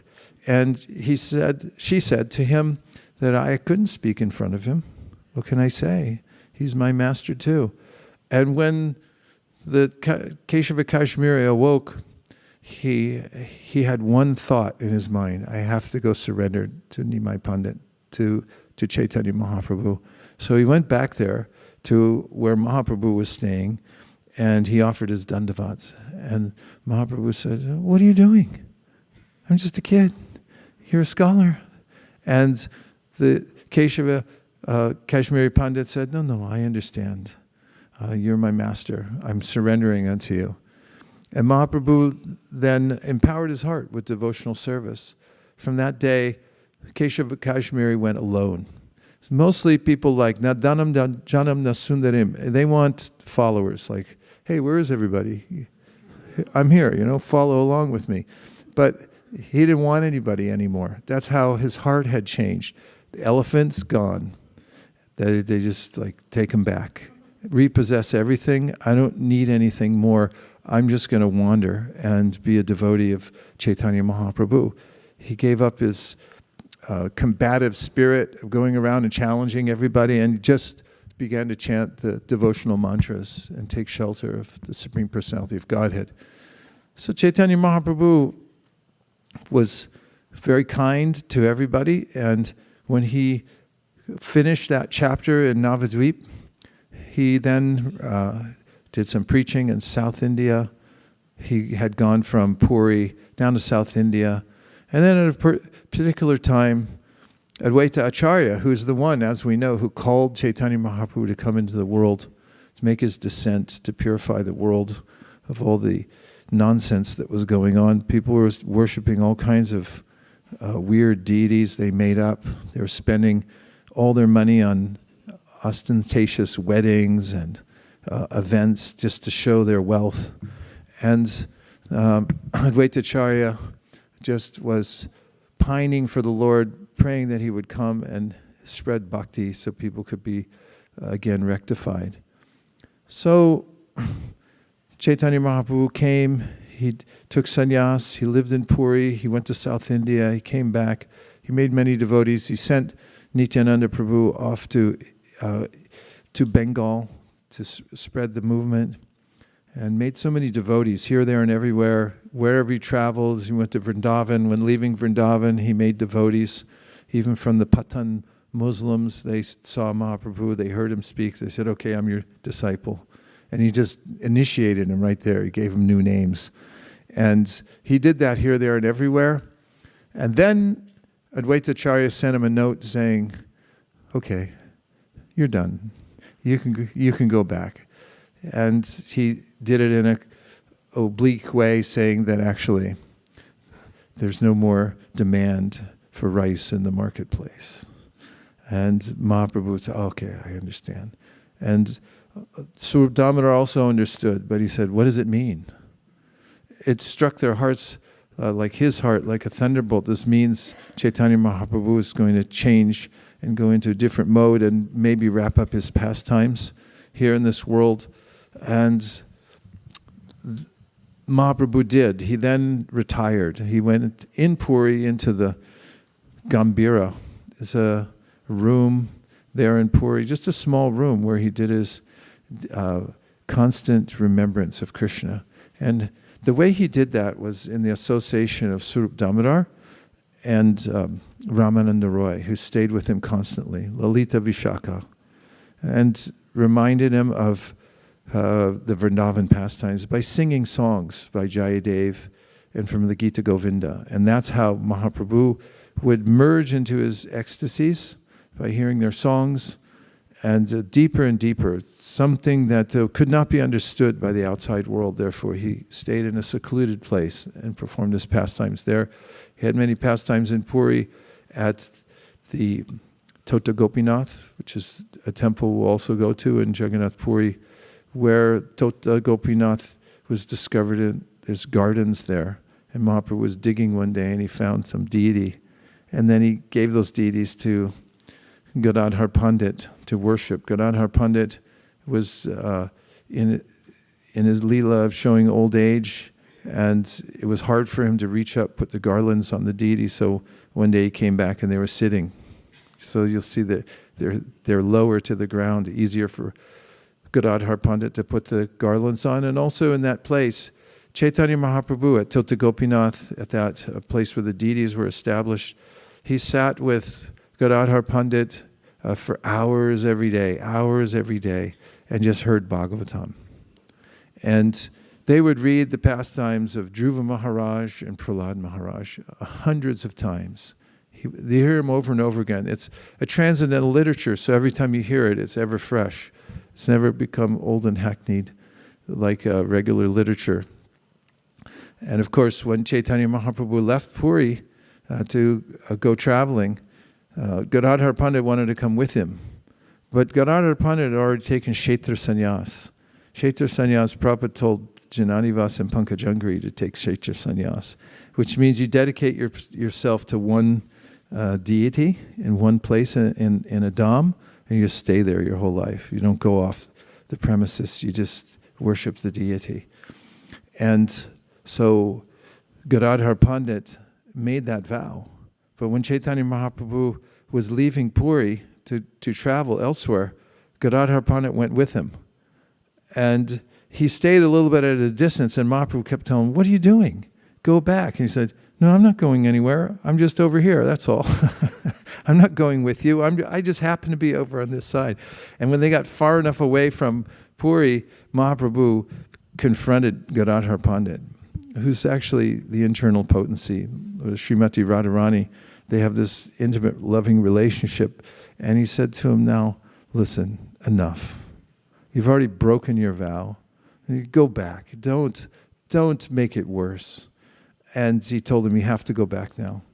And Chaitanya Mahaprabhu turned around, got on a boat and took off, and Gadadhar Pandit fainted in ecstasy, not in ecstasy, in separation. Of course, that's a kind of ecstasy, but he couldn't stay conscious without Chaitanya Mahaprabhu. Nonetheless, he did go back and worship Tota Gopinath. Mahaprabhu later came back there. When he left his earthly pastimes, he left from Puri, merged into the deity of Tota Gopinath, and so did Gadadhar Pandit later. So all these leelas go on in the holy Dham, and we have that in the Sri Chaitanya Charitamrita and the Chaitanya Bhagavat. When we hear about these pastimes of Chaitanya Mahaprabhu, they're not only didactic, but they're also very attractive. So we can constantly hear about them and remember the Supreme Personality of Godhead. And we'll just take a few comments or questions. Prabhu.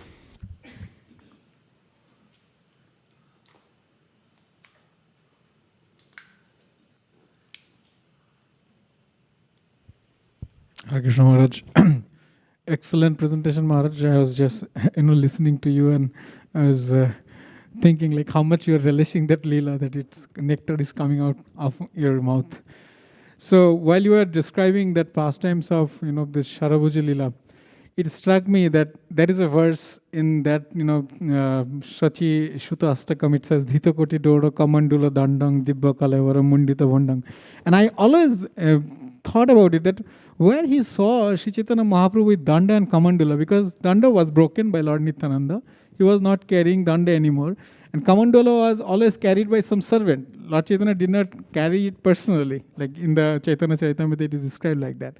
But now when you were describing that Sarvobhauma Murti, it came in my mind. Actually, he saw it in Sarvobhauma, because there Sri Chaitanya Mahaprabhu is carrying both Danda and Kamandula together. So it makes sense that how he composed, when he composed that verse, how he saw that form of Sri Chaitanya Mahaprabhu.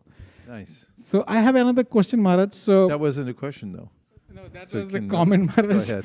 That how it dispelled my yes. confusion. The second, I have a question regarding that the giving sannyas to the higher order. So usually we see that sannyas is given by someone who is already in that ashram, sannyasi. But in this case, Sarvobhauma Bhattacharya is telling that you are a Bharati Sampradaya, so you are a lower category. I will give you Saraswati or higher category sannyas. So how that happens? Like how someone who is not in that order himself, but he is giving someone that kind of sannyas. It's a good point, and I've never really looked into it, but it's not gone into specifically in that point. That question isn't raised, like how could Sarvobhauma Bhattacharya give sannyas initiation? But you're right, usually it's a sannyasi who gives it, as far as I know. But we can look into that detail, mark it, and we'll check it out. I think it's very interesting. Okay, Chakadola. Hare Krishna, Guru Maharaj. Haribo. Guru Maharaj, I had two realizations. That first, how Krishna's plan can remove all of our sufferings. That people go to different peoples to get their advice and just to cure some of their suffering. But as Krishna is Supreme Personality of Godhead, and He has given us Bhagavad Gita, His supreme plan, and by using that we can remove all of our sufferings. And second, Guru Maharaj, you were telling about constant remembrance about Krishna. From that, I recalled one verse that Yadanudhyasina Yukta Karam Granthi Nibandana Chindanti Ko Vidas Tasya Kona Kuryat Katha Yatharapi. That with the sword of knowledge one can cut the knots of fruitive activities, and who will not take the interest in hearing about the pastimes of Lord Krishna.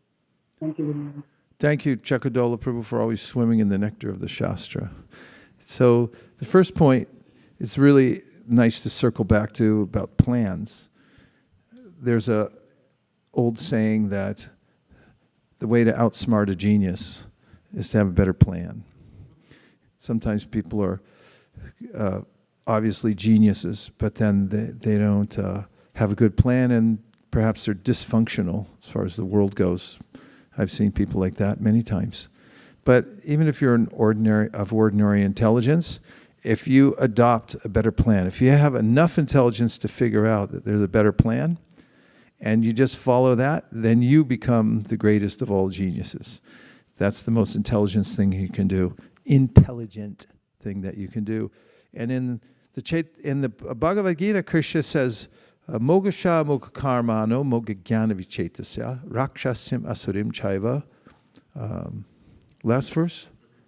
Prakritim mohitim shrita. That there's a way, moga means baffled. So bafflement comes to those who follow their own plan. As inexplicably, somehow or other, our plans become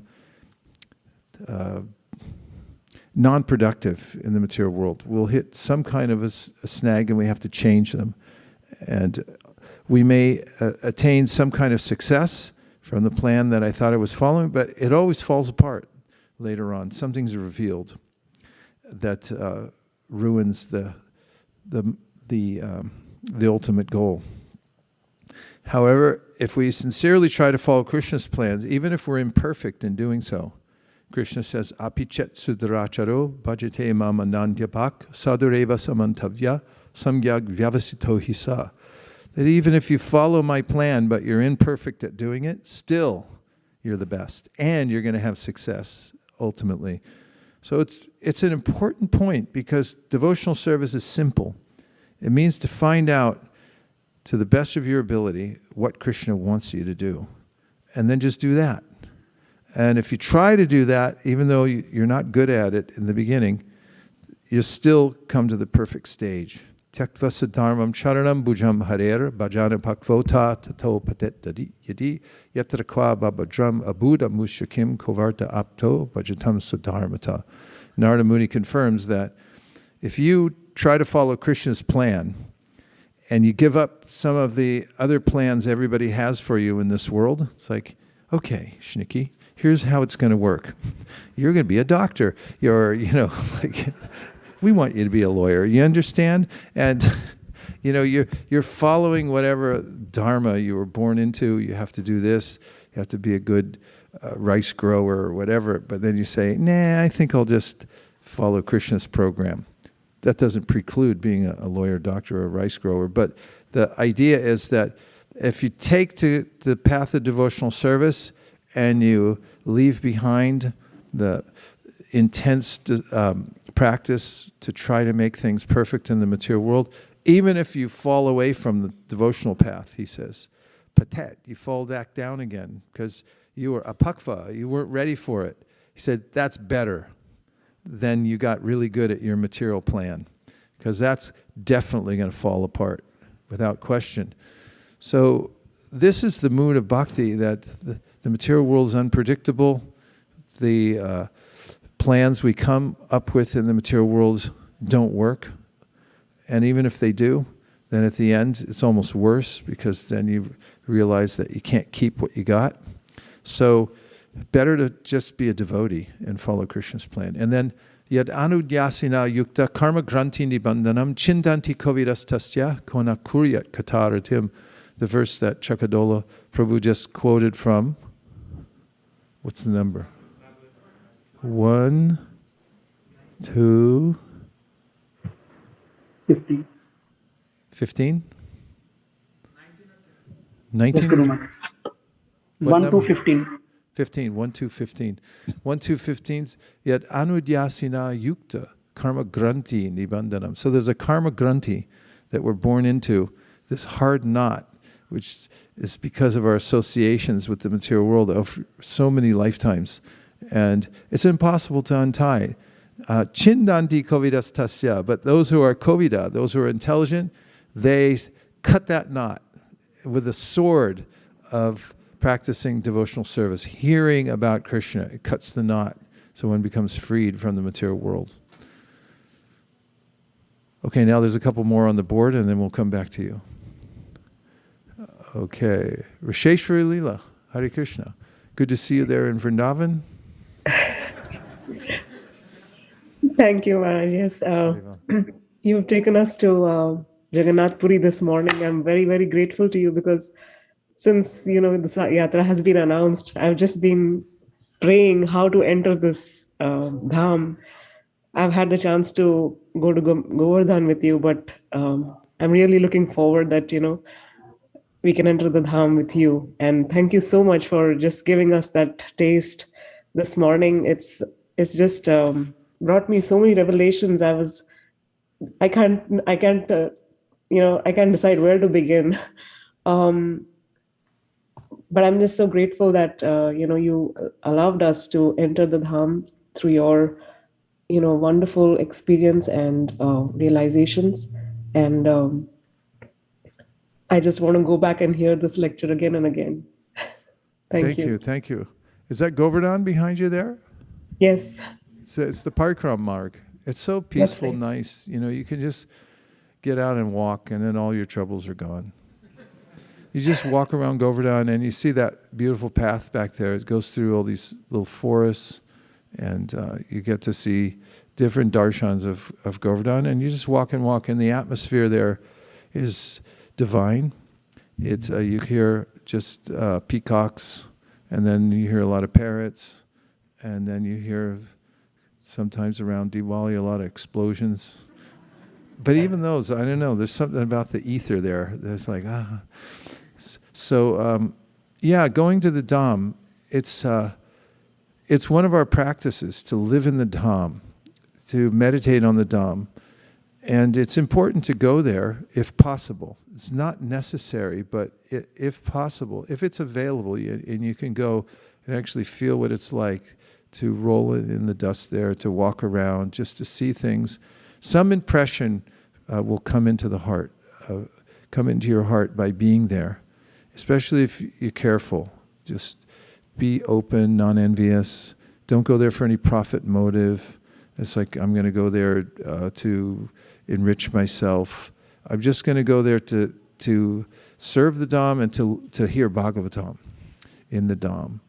And then if you go there like that, then you'll get some impression, a little gift you take home, and then you'll be chanting japa one day, anywhere, and suddenly you'll think, oh, I miss the Dham, I wish I was there. And then this begins our relationship with that, because it's a transcendental embassy from the spiritual world. And we should try to approach it either through remembering it, hearing about it from here, or from time to time going there and doing some service for a few days, and then bringing those impressions back from the Dham. Yeah, I remember the time we walked around the whole of Govardhan Hill, right, one morning. Yes, Maharaj. Yeah. I think we did it twice, right? Not on the same day, but two separate occasions. That's right. Very memorable. Okay, thank you very much, Risheshwari Leela. And then pardon me? Okay. Tadiya Seva, Prabhu? Maharaj, I was contemplating today on a verse from Srimad Bhagavatam. I mean, yesterday and also a little bit today. It's about it says, Pumsastu Stri Maituni Bhavam, Ato Gruha Kshetra, Suta Apta Vitair, Janasya Mohoyam, Aham Mameti. So it's basically talking about the attraction between the male and the female in this material world. And it says that this attraction expands into Suta, his children, Apta, then relatives, and then Vitair, for money. I was just thinking, the majority of the population in this world, more or less is working for their children, their relatives, and their, for making money in the, maintaining bank balance. And I was wondering, these people are wasting their lives. So it is, so that we can see that 95% of the population is simply wasting their lives, is wasting their lives in these efforts. So only very rare souls have the opportunity to become devotees. I think, isn't it a big trap that this material world has put for the conditioned souls in the form of attraction to wife, children, and relatives and money? Find the verse where if one is a devotee, and if one's not a devotee, then also life is like prison within 14 chapters. Yes. Pumsastriya maitani bhavamitam tayomitur hridaya grantamahu. So, because in the spiritual world there's attraction between male and female, and that's between Radha and Krishna. That's Krishna's, he's the energetic, and Radharani is the energy. And there's an eternal relationship between the two. Radha Krishna pranaya vikritir hladini shakti rasmat ekat manab api bhuvipura deha bedam gatautel Chaitanyakyam prakadamadana tadvayam chaikyamaptam radha bhava duti suvalitam naumi Krishna sarupam. So the two transcendentalists, Radha and Krishna, are eternally two. They're one person, but they've divided into two, and they have this eternal, ever-increasing, loving relationship in the spiritual world, which is the point of attraction for everyone. It's completely satisfying to hear about, to see, to remember, to participate in the loving affairs between Radha and Krishna. And this is what Gaudiya Vaishnavism is. And by hearing about this, by remembering it, by chanting about it, which is what we do when we say Hare Krishna, Krishna Krishna, Hare Hare, Hare Rama, Rama Rama, Hare Hare. We're remembering the Leela of Lord Krishna and Radharani, the two who are eternally in a loving relationship. And Vikriditam Vrajavadu Birhamcha Vishnu, Shradhanvito Nashrinu Atavarna Yad Bhakti Param Bhagavati Pratilabhyakamam Hridrogam Ashvapahinotya Charina Dhiraha. The Srimad Bhagavatam says, if you become absorbed in this is reality. And your mind and heart will become purified of the propensity to become attached to the reflection of this. The reflection of that Leela is what we get in the material world. When we see this idea, seems like a good idea, right? Seems like a good idea. Doesn't it? Yeah, everyone's convinced that it's like, yeah, this is a good idea. Male, female, let's get together. So that this is what's happening. That's what drives the economy. There would be no Home Depot without it. It all goes on because this attraction between male and female. Where does it come from? Trace it out. It comes from Radha and Krishna. This is the Adiras, or the original feeling of love between male and female. Now, when you transfer it to the reflection of the material world, it becomes a great source of misery. And someone may say, no, I don't believe you. It's like, okay, go ahead. You just test it out. Hlada Tapatraya, Jiva Goswami says, what is fully blissful and enlivening and always increasing in happiness in the spiritual world, Hare Krishna, Radha and Krishna together. In the material world, it's just the opposite. It's the source of all misery. So that's hard to understand unless you know that it's a reflection. And therefore, the cause of weakness of heart is this fake out that happens when one looks at the world and said, no, it's here, it's real, and this attraction, this is real love. And because I don't know the origin of it, and I don't know the difference between one and the other. Therefore, Krishna says, Nasato vitite bhavo, nabhavo vitite sata, ubarior apidushnon tas tvanios tat vadarshidi. Study the categories of energy more carefully, sir, because there you'll find out that there's something that always persists. It's always there. It's real. It's eternal. And you could take shelter of it. And there's something else called the shadow reflection. That's the reflected image of that reality that's the material world. And there you will never get shelter, ever. And not only that, you'll be so bewildered by it that you'll be unhappy and you'll suffer because of it. So the real trick is to find out what is reality and to see that this is a reflected image, the material world of the spiritual world. Now, when you get to the philosophy of the Srimad Bhagavatam, can you fish out my glasses? Thank you. Then we find that householder life is not disparaged at all. In fact, in Caitanya Mahaprabhu's Leela, most of his pure devotees are grihastas. They live in houses and they have pots and pans. And you'll find also in Vraja Leela, in the spiritual world, in Goloka, most people are grihastas. That's what society generally is. However, we'll find this verse in the 10th canto, 14th chapter, 36th verse, that says, that's 10, 14, 36 for those who are keeping score at home. Hey, that was good. Here we have Tavat. This is Brahma speaking still in 10:14. Tavat ragadayastenas. Tavat karagraham. Tavan mohon gring nigado. Yavat Krishna natejanaha. And here you have your word for word for the day. Tavat, for that long, raga adaya, material attachment and so on.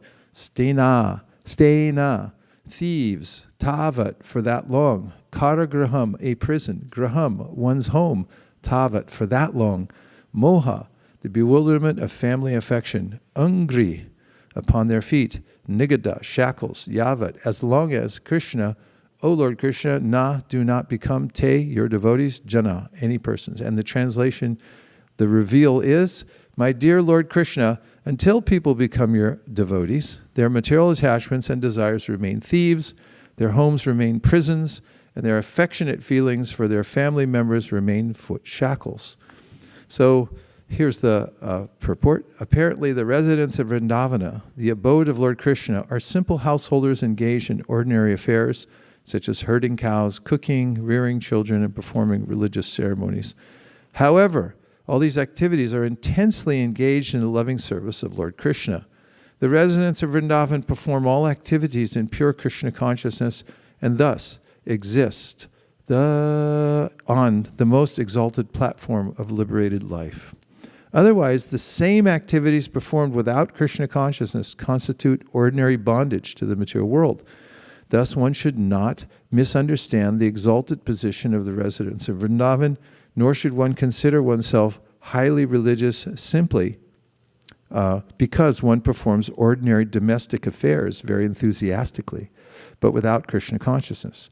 By focusing our passionate attachment on our family and society, we are completely deviated from the progressive path of Krishna consciousness. Conversely, if we engage our family in the loving service of the Lord, our endeavors to maintain our family become part and parcel of our progressive spiritual duties. In conclusion, by studying the extraordinary status of the residents of Vrindavan, we can see that the essential quality of their lives is pure Krishna consciousness, the rendering of loving service to the Lord without a trace of material desire or mental speculation. Such loving service to the original personality of Godhead immediately creates the atmosphere of Sri Vrindavan Dham, the kingdom of God. So we're not left hanging as the Gyanis are, who say, I am renouncing the material world. I won't touch anything here because I'll become contaminated and I won't be able to realize my godhood and so forth. But as the Bhagavatam also states, yet pada pankacha palasa vilasya bhakta karmashrayam gratitam udgartayanti santa tadvanda rikta matayo yatayo pirudha shrotoganas tamarnam bhajavasudevam. Those who just try to withhold their senses from the sense objects. And there are lots of ways that you can become militant and then declare war against your senses. For instance, how many of you would like to just sleep on the bare floor every day? Raise your hand. Malini would like it. You like that? Just the bare floor? Okay, how many of you would just like to have some soaked, let's see, barley soaked in the urine of a calf That you could have every day for. Bharat had that. Well, Ram was in the forest for 14 years, right? You can have that? Because you want to sleep on the floor. I thought maybe you'd go for it. They go out of their way. In fact, some of the Catholic mystics, they used to do things like they wear a horsehair shirt. This is the most aggravating. If you've ever had like any little thing, some thread out of place or something on your shirt, it's like, I can't get comfortable. They would go out of their way to wear a shirt made of horsehair. And it's scratched, all day long, just so they could rise above their bodies and so forth. These measures aren't necessary. We're looking for tapo divyam putrakayena sattvam, which means devotional austerities, everything connected to Krishna. And when we engage everything in Krishna's service, modern day, we walk into any devotee's abode, whether it's an apartment, a townhouse, a big, huge house, whatever it is, it's all the same. It's all the same when you close your eyes at night. You can't see the thing. So once you get in there, the main thing is, where's the Bhagavatam set? Where's Bhagavatam Chaitanya Charitamrita? First question you ask. Where is it, right? You go into a house, come over, have some paratha, little, chutney. I must be getting hungry. And then you go in and it's like, where's Prabhupada's books? And it's like, I think I got a stomachache. I got to go. So I can't stay. That happened to me once in Vrindavan. I said, come on, we're going for lunch. I get in there. It's like, where's the books? Where's the deities? Where's the, well, they don't have that. It's like, I feel sick. I got to go. I hear my mom calling me. She wants a peanut butter and jelly sandwich. I'll be back later, which is never. So, we look, and then where's the first place we go? We look for the altar. And what's the first thing that a Vaishnava looks for? I'm getting a new apartment. It's like, where's the altar going to go? That's the big question. The books will go here, altar's here, then we're okay. And that's true. So we have to center everything around Krishna in our lives. And then it's blissful, because then you've got facility to spread Krishna consciousness. The more the merrier. Kids are the joy, become the joy of our life, that they're, becoming Krishna conscious. They spread it all over the world, and everything's fine. Otherwise, foot shackles. Okay, now we're going down to Mysore. Dandat Pranam Guru Maharaj, all Hare this Krishna. all this to you. Maharaj, this pastime that you talked of, Keshav Kashmiri, that made me think that, this Vedic literature, Shastras are given by Krishna to liberate us, right, from this material world. And you also mentioned how by reading it repeatedly, this is transcendental literature, you get new realizations. But I was just thinking how the same reading can make someone a pure devotee, and the same reading can make someone puffed up, like how Keshav Kashmiri became, right? So there should be something more than the Vedic literature reading by itself. Is it the attitude, or what exactly is it that determines that by reading it multiple times, you get new realizations and you do not get puffed up? If you could highlight that. That's an excellent point. I'm glad you brought up the topic. Attitude is everything. Prabhupada brings this up in the preface to the Upadeshamrita. He said it's the attitude of the follower that will determine his or her progress in devotional service. Attitude is important. You'll find in the case of Tapana Mishra. Tapana Mishra was a great scholar. He knew everything. T.M., Tapana Mishra, too many books he had.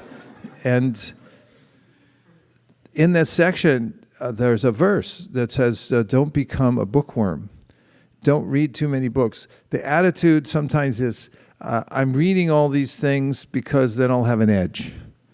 And when I speak, I'm going to have something nobody else has.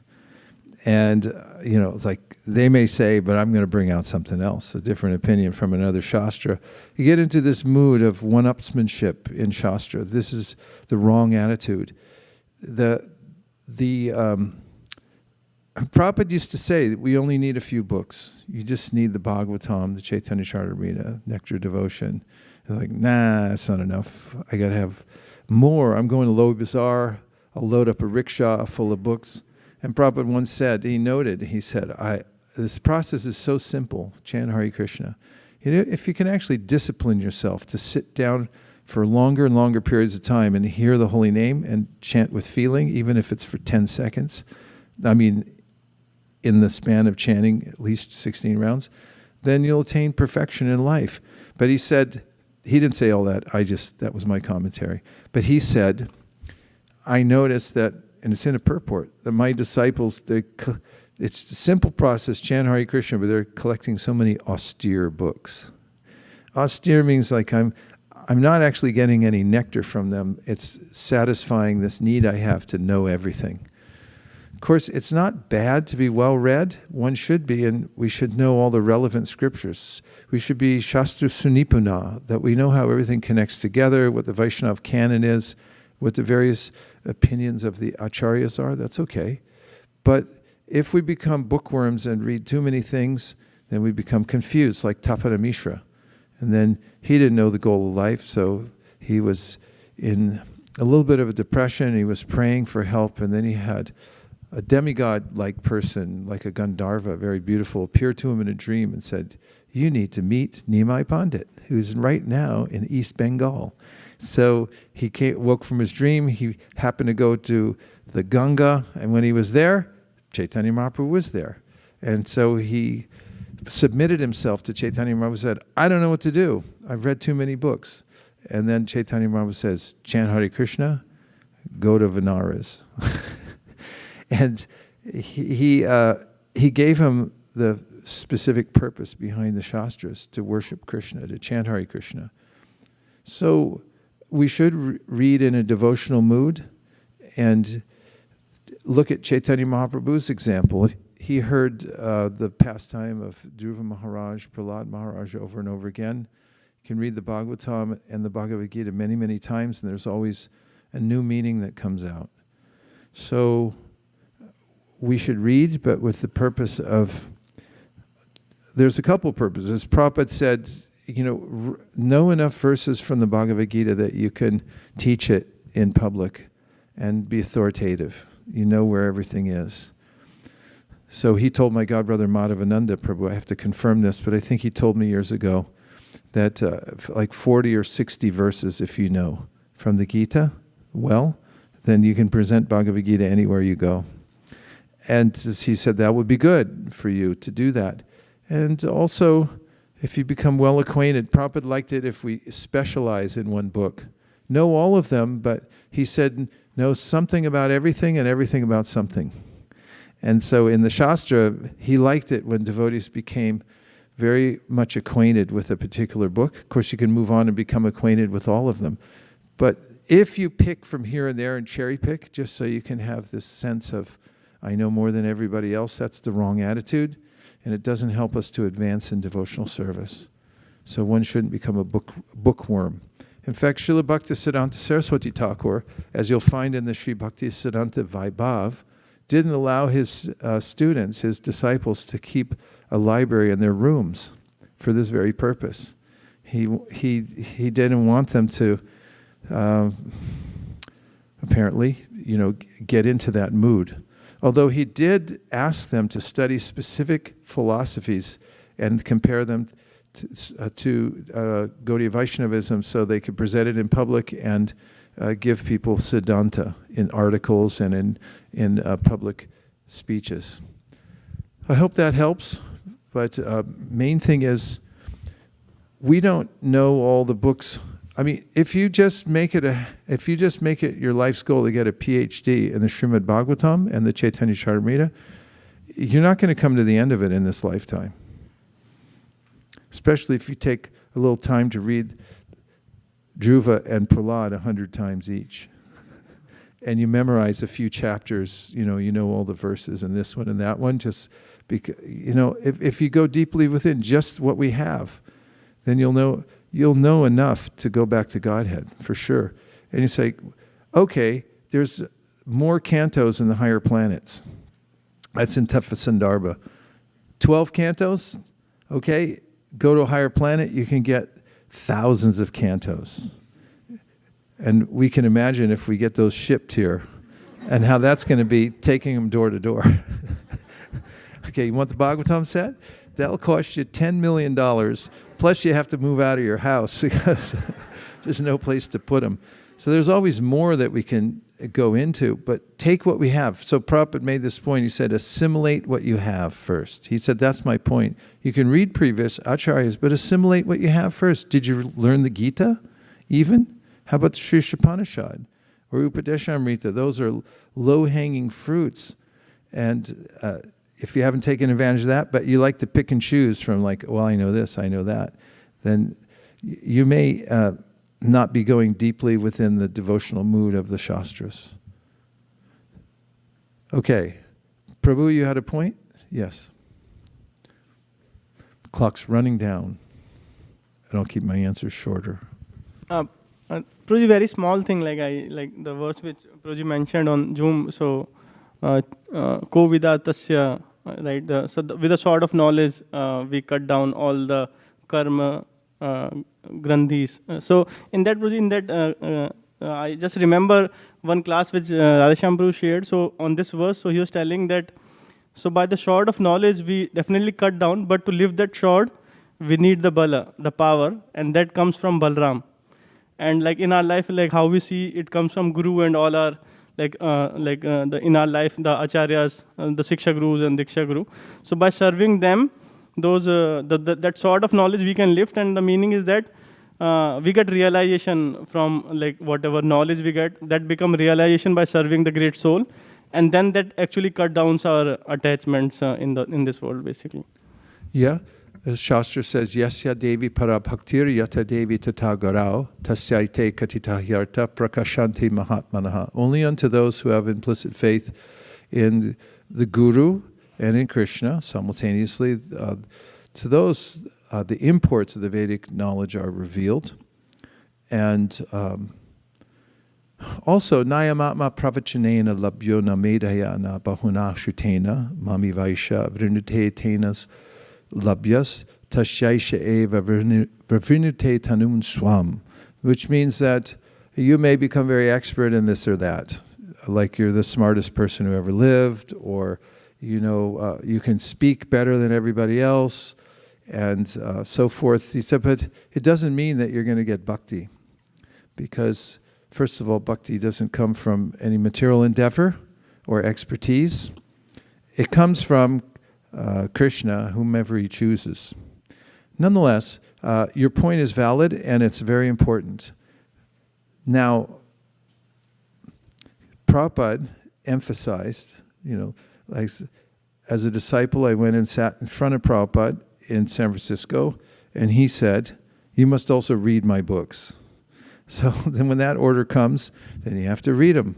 That's part of the order, and he said it to everybody, actually, read my books.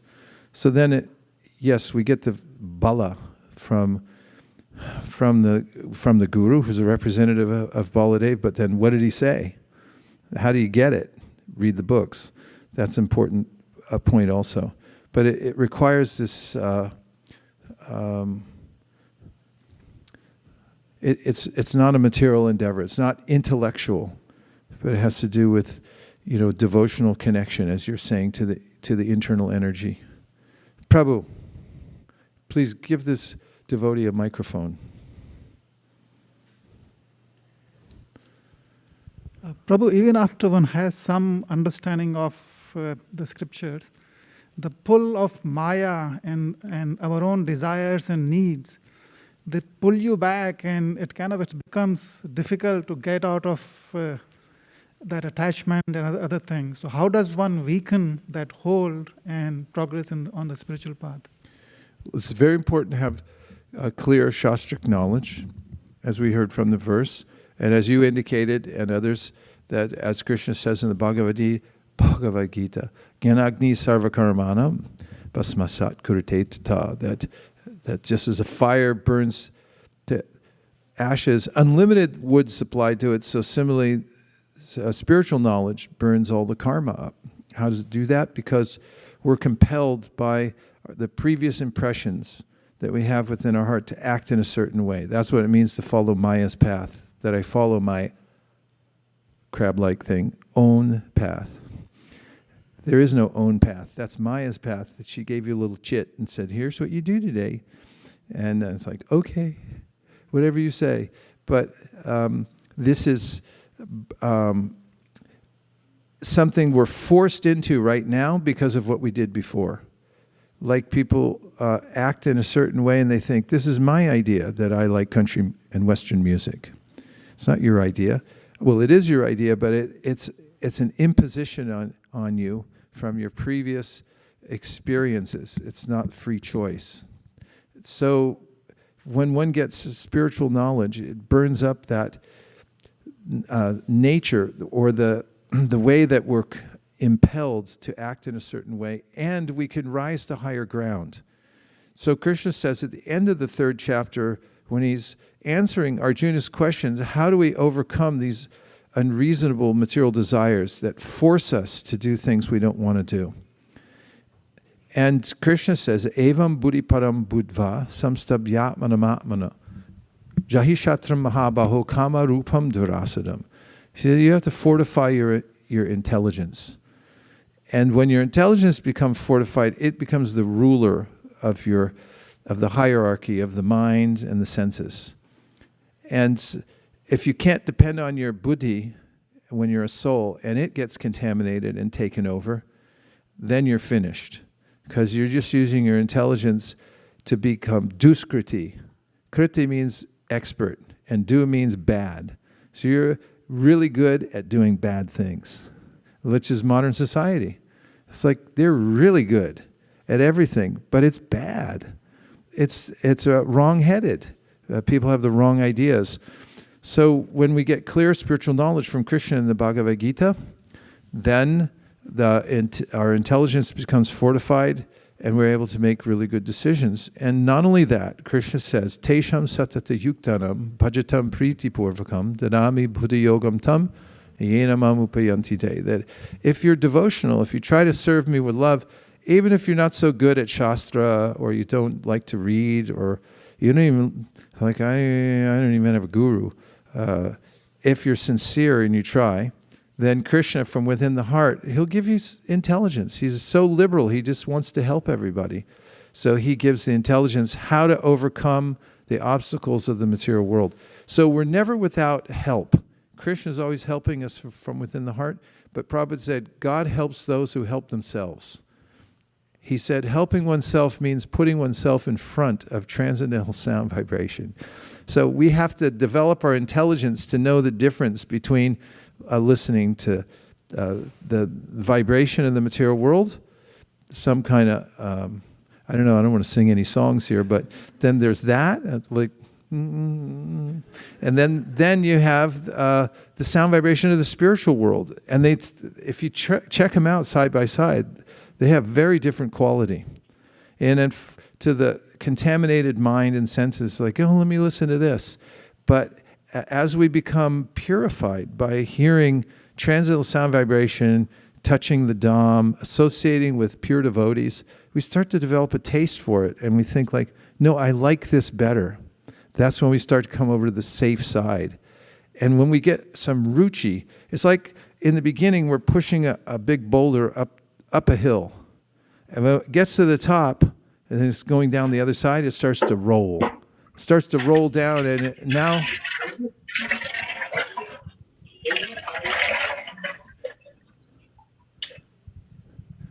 it's dull. So, or something. So we have to come to the safe side. And we need to fortify our intelligence and take advantage of Shastra. And then we'll come to the stage of Ruchi. Okay, last, quick two.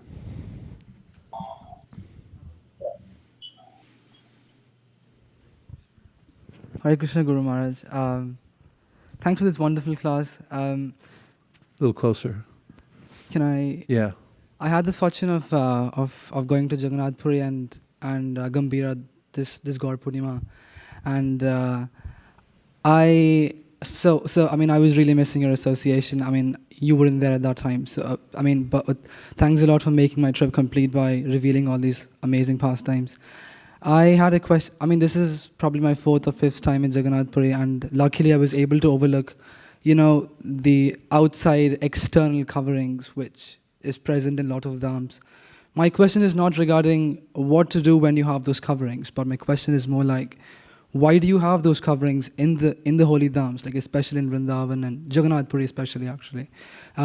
So if you could, if you so desire, you could just talk about it. We don't see the world the way it is. We see the world the way we are. We filter everything through our minds. And therefore, in the Sri Brahma Samhita, Brahma says, Premanjana churita bhakti vilochenena santaksadeva hridayeshu vilokayanti yam shama sundaram achintya guna swarupam govindamari purusham tamaham bhajami. When your mind changes, your eyes change, you see everything differently. I had this experience once when I went to Scotland.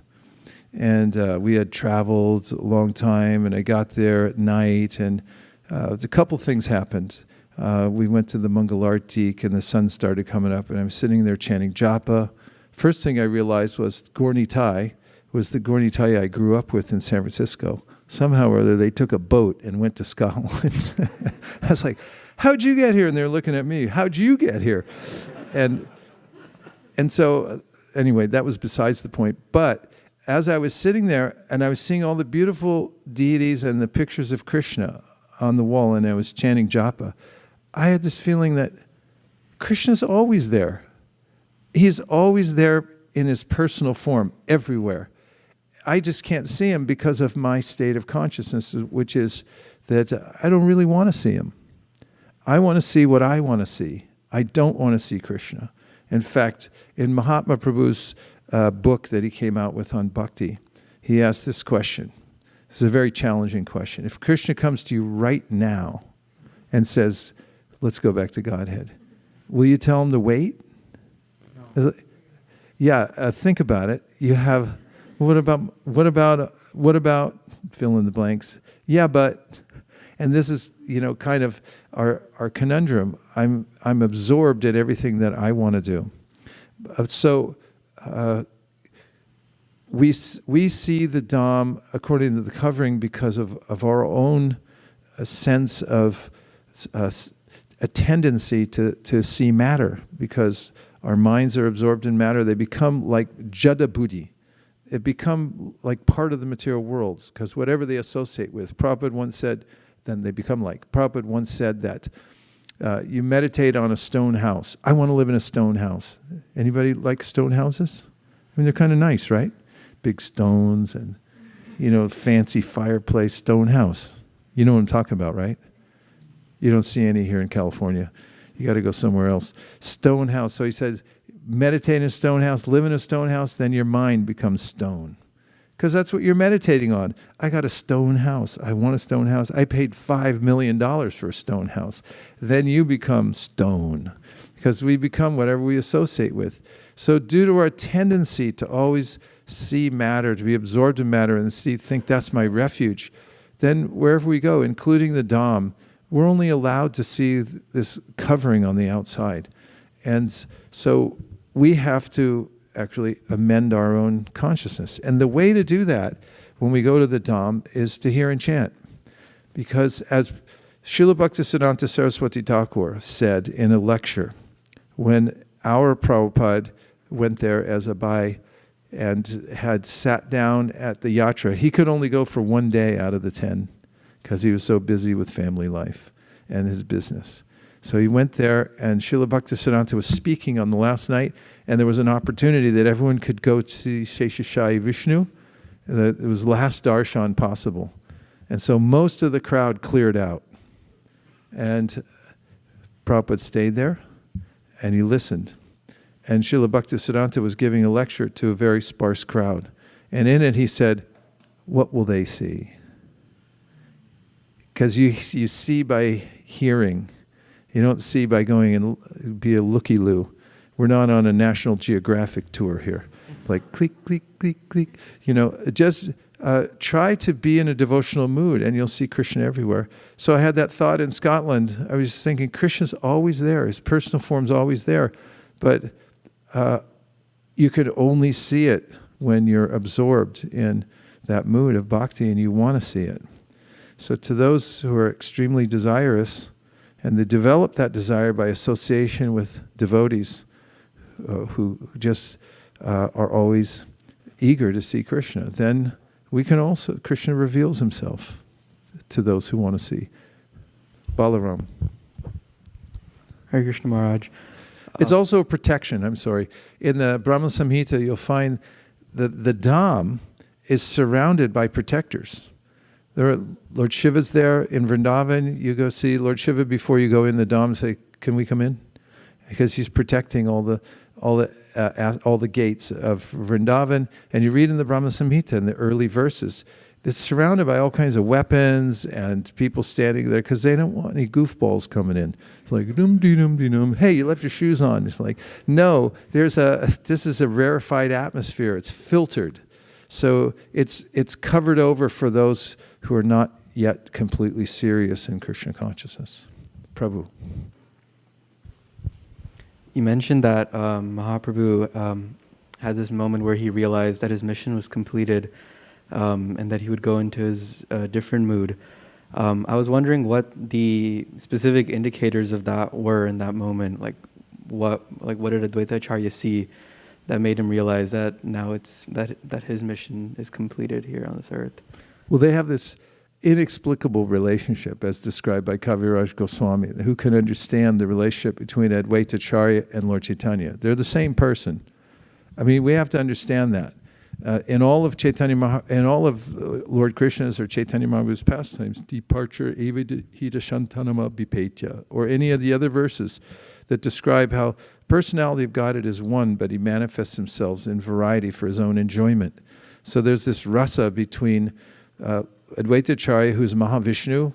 He's the one who glances at the material world and puts it into order. So he has this sense of responsibility in some ways to the material world that,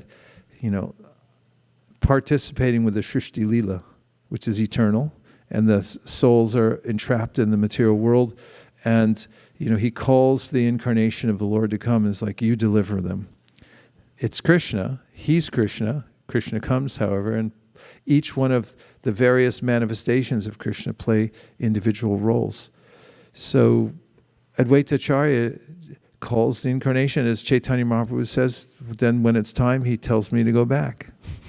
And that's the rasa that they have. And he just told it through that enigmatic poem about rice in the marketplace. It's saturated. Everybody has enough. And Mahaprabhu then says, okay, I'm moving on. And then Kaviraj Goswami said his mood changed and it almost became like insane pastimes, like a crazy person. He became so absorbed in the relishing the mellows between Radha and Krishna, which is why he came in the first place, as we know. Shri Radhaya pranaya mahima kidrisho vadiyaiva swadyo yena bhuta madharima kidrisho vamadiyaha saukyam chasya mad anubhavata kidrisho veti lobat tadbhavada samajani sachi garba sindhu harindu. He came to understand the depth of Radharani's love for him. So then, like Kaviraj Goswami says, insane performances. He's in the Gambhira, it's all locked up, but somehow he gets out. How does that happen? Not that he broke the lock. He just got out of the room. And then, he wanders on the seashore in ecstasy, falls into the ocean, and is floating, gets caught by a fisherman who thinks that he caught a ghost. Because when he touches the body of Chaitanya Mahaprabhu, he starts to feel ecstasy. And then all the devotees are out looking for Mahaprabhu, and they're searching everywhere, and they're thinking, at any minute, of any of these pastimes, they're thinking, he could be gone now, and we're left behind. But then they meet this fisherman who's, and they say, what's wrong? And he's like, I touched a ghost. Where'd you find it? In the ocean. How'd that happen? Caught it in a net. What does it look like? It's really long and, it's distorted body. When I touched him, I started. So Swarup Damodar goes, and he slaps him in the face, says, I'm an exorcist. I just got rid of the ghost for you. And so then he says, where is he? Where's the ghost? And he said, over there, but don't go near him. And so they ran over there and they found Mahaprabhu, seaweed and his body's been in the ocean and he's caught in a net, and they go over and it's Mahaprabhu and his body's completely distorted. These are the wild, mad pastimes of Chaitanya Mahaprabhu in Puri. And then they chanted and he awoke and he said, "Why'd you wake me up? I was absorbed." And these things go on 24 hours a day. He couldn't sleep at night, so Shankar Pandit went in. He's known as the pillow of the Lord. He would hold the Lord's lotus feet on his lap all night long just to make sure he didn't break out. You know, they couldn't contain him. The ecstasy was so deep, and it's all coming from that one room in Jagannath Puri. That was a long answer and more than you asked for, but just reminding us of the various sections of Chaitanya Mahaprabhu's pastimes. And the thing is, all these things may sound just fantastical, or they may seem like maybe they're irrelevant to me, but when you go to the Dham and you actually stay there and you see other people worshiping there and you feel a depth of emotion there in that place, if you have spontaneous, if there'll be a combustion at some point when you're hearing and chanting in that place where you get touched by that energy, and then you'll feel like you have some spiritual wealth that you didn't have before. And we have to, just like, you know, as you're growing up in the world, you have to develop wealth. You have to collect it, invest it, and protect it. And the same thing for our lives. We have a short amount of time. We have to try to become spiritually wealthy so we can afford to go on vacation to Goloka Vrindavan. And that one of the ways of doing that is to hear about Lord Chaitanya Mahaprabhu and the association of devotees. And if you can do it in the Dham, it's really nice to do. So that brings us to the end of today's session. And we're going to have a couple of announcements now about Bhakti community and about our Sankirtan party, which we better watch our backs, because there are devotees that are gunning for ISV right now. I met some of them when I was on the East Coast. I'm just saying. We're hearing footsteps. Okay. Pavani Bhakti, please. Welcome our co-leader of Bhakti community.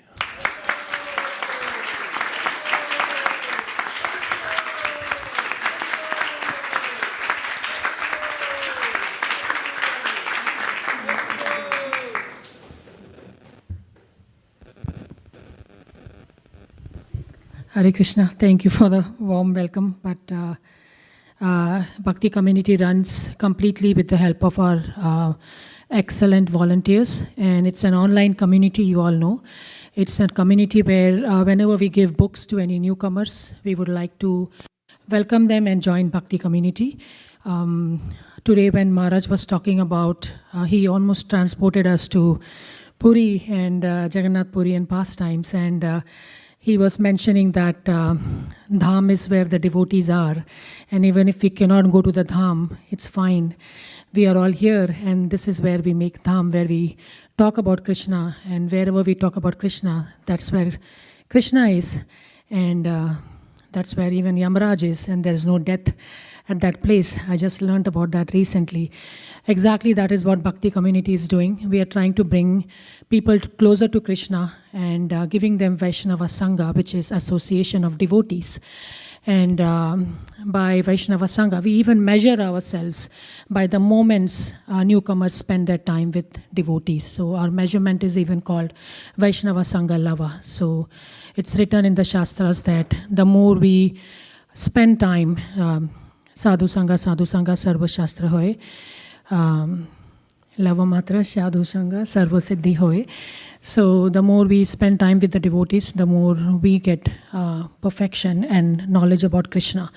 So with that spirit and with that mood, we run non-stop Sankirtan almost all days in the week. And our motto is really to win people's heart, and by which their minds will come to Krishna. And that's what we are doing every week. We have a lot of programs lined up for our newcomers. And our philosophy in which we operate is practice over perfection.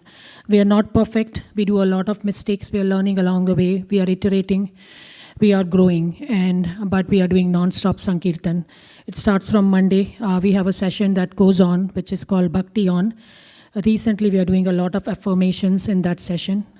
We recently did a session on humility and how we should not have false pride. It was a very lovely discussion. A lot of newcomers could resonate with it, and the discussion went into very depth. Shivas Pandit Prabhu was there on that session, and he led the session, and would like to thank him for helping us.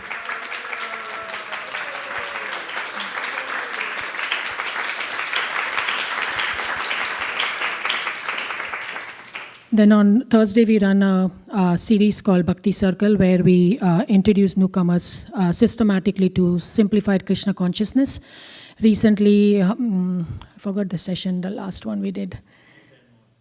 The Moods and Mode. Okay, the recent one that we did last week was called Moods and Mode, where we introduced people to the 3 modes, and we taught them like we are all bound by ropes of goodness, passion, and ignorance. It was eye-opening for many. We showed them a beautiful video, and then we reflected on that video for almost 45 minutes in breakout sessions. Deep realizations come out on these sessions. People get we have a group of close to 5 to 6 people where we bring them into different Zoom rooms and they discuss. A lot of discussions come out. People are very vulnerable. People are looking for association, looking for a forum to talk, and these sessions provide that forum to talk and grow, and spiritually together we are growing. So it's wonderfully received. Many participants even started doing Ekadashi, where they are fasting twice a week. There was one newcomer participant who did it for the first time, and she was so extremely happy. She also received the Russian Bhagavatam sets by mercy of His Grace, Kautukarna Prabhu, and she was very, very happy for that.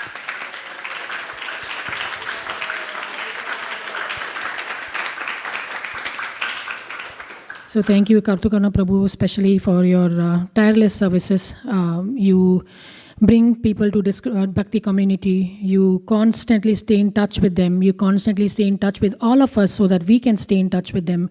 And you constantly inspire all of us and keep reminding us about why we started this Bhakti community. So we're really grateful to you for your constant reminders. And we also did Success Sadhana, which is a session we do with corporate audience. We are doing a series on the Golden Monk. Actually, the series teaches lessons from Chaitanya Mahaprabhu, about whom we learned so much today. And the recent one we did was Live to Give. It was a very beautiful session, well attended and very much loved by everyone. We also do Women's Circle. There was a group of women who attend very regularly. They love the program. They find the association where they can speak more openly and without being judged. So that's why I say that we are doing non-stop Sankirtan, and it's the most satisfying service that anybody can do. And if you are inspired to join our team, we are always looking for creative ideas and volunteers. We need our newcomers to have buddies who can take them through this journey, and we want to scale ourselves. We almost want to create clones of Kautukarna Prabhu, Krishna Prabhu, Shivas Pandit Prabhu, Sundaranand Prabhu. So more clones are needed. So everybody is welcome to join our clone team and help us out. Today we have a newcomer from Bhakti community who traveled for 4 hours yesterday. He stayed over with Kautukarna Prabhu and Krishna Prabhu. Sorry, I forgot the name again. Dave. Sorry, Dave. Welcome to the Bhakti community and welcome to the temple.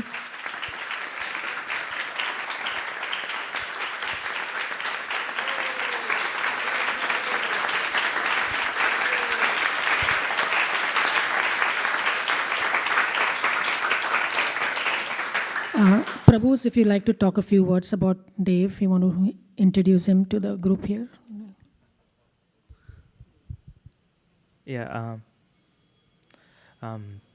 So yeah, Dave took yesterday a day off. He just because he wanted to attend today. He lives in Reading, so he drove yesterday. Yeah. Yeah, he drove 4 hours yesterday, and just to attend this program, he took off from his work yesterday so that he can drive over here. And he regularly attends Bhakti community. He's attending from a year now, and he really wanted to join and meet Maharaj. So yeah, welcome, Dev. Thank you. And thank you for providing the ecosystem and the village for our newcomers, both of you. We're really grateful to you. Thank you, everyone.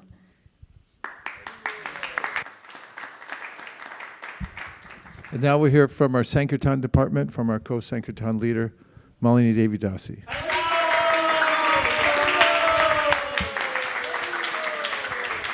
Thank you, Krishna.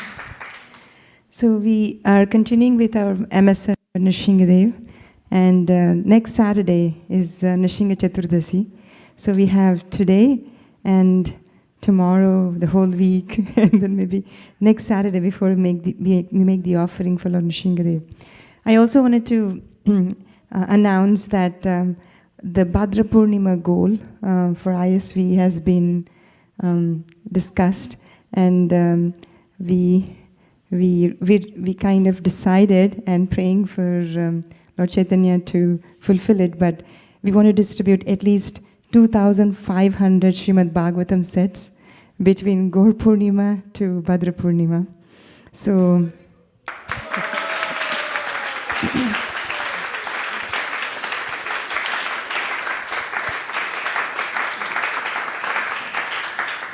today Prabhu was mentioning about Krishna's name as Vanchatita, which means he fulfills our desires beyond our expectations. So we may think 2,500 is a huge number, how will we do it and everything, but we depend on Mahaprabhu and Krishna that he may fulfill our desires beyond our expectations. So we are requesting everyone to think how we can distribute more sets, different avenues. So we will have a brainstorming session on the Zoom soon, so we can discuss different avenues where we can distribute these 2,500 Srimad Bhagavatam sets. And also good news is that we have a shipment of Russian Bhagavatam sets at the temple. We have 30 of them. So a lot of devotees were waiting for this. This is the opportunity. Please pick up your Russian Bhagavatam sets. And also, if you have to be shipped somewhere, please fill out the form so we can send out the Bhagavatam sets. And every week we go out on book distribution. And we go out door to door and different other places. This weekend, we have a venue called New Living Expo, where Kautukarna Prabhu and team, yesterday they went to set up a table, and we have the spot for today and tomorrow, so we'll continue that there. And we have a team dedicatedly goes out door to door, distributing Srimad Bhagavatam sets. And one of the pillars of those who go out almost every weekend without missing even one is Achyuta Kumar Prabhu.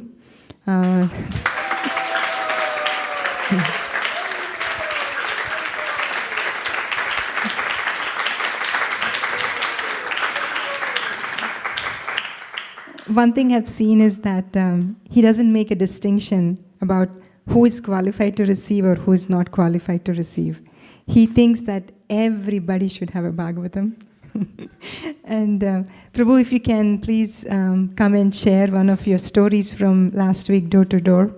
How he goes every weekend, but maybe one story he can share. And he has a grateful heart because every place he goes, he mentions how he received Bhagavatam door to door and shares his personal story to them. So, Prabhu, please.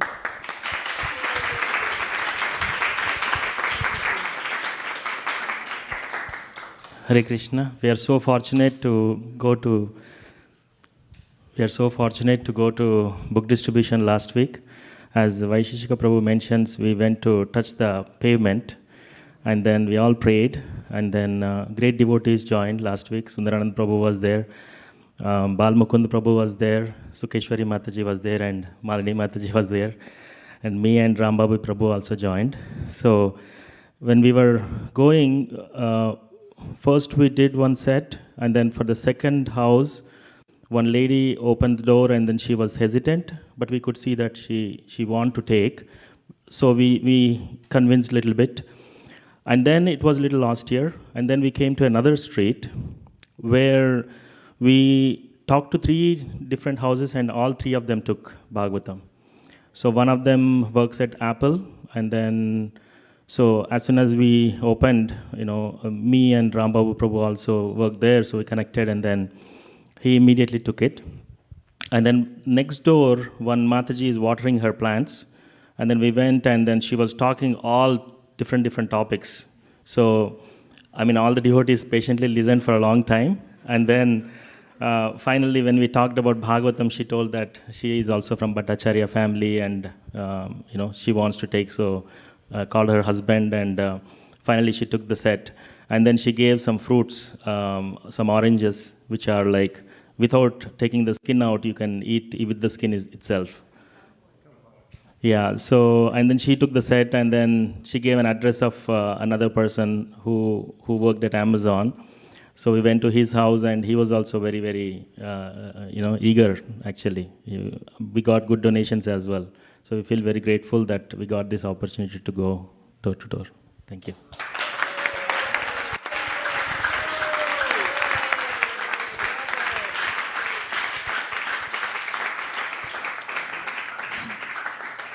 The best part about going out door to door is you really don't know what to expect.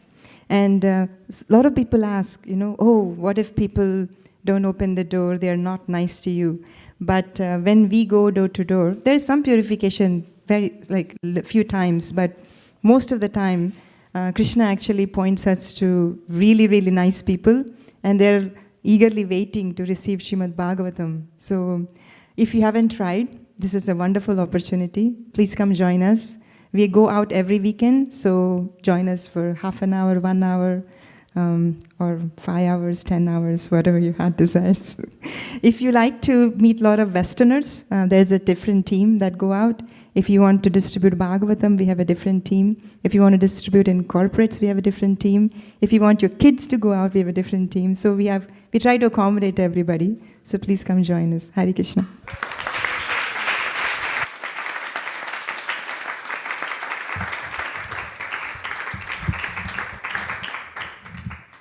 Actually, it's fun when people turn you down. It's very interesting because you get to see a different side of how you react to things, and it's just like, it's the most interesting kind of service to go out and mix up with people from all different walks of life. You never know what's going to happen next, and it's Buddha yoga at its best. You're always depending on Krishna what to say next, and it's the best way to develop one's Krishna consciousness is to go out into the great unknown and just try to be an instrument. So now we're going to have the Guru Puja. So we'll roll up the carpet and also move the asanas out of the way, and we'll reassemble here in 3.5 minutes to sing some prayers. Hare Krishna.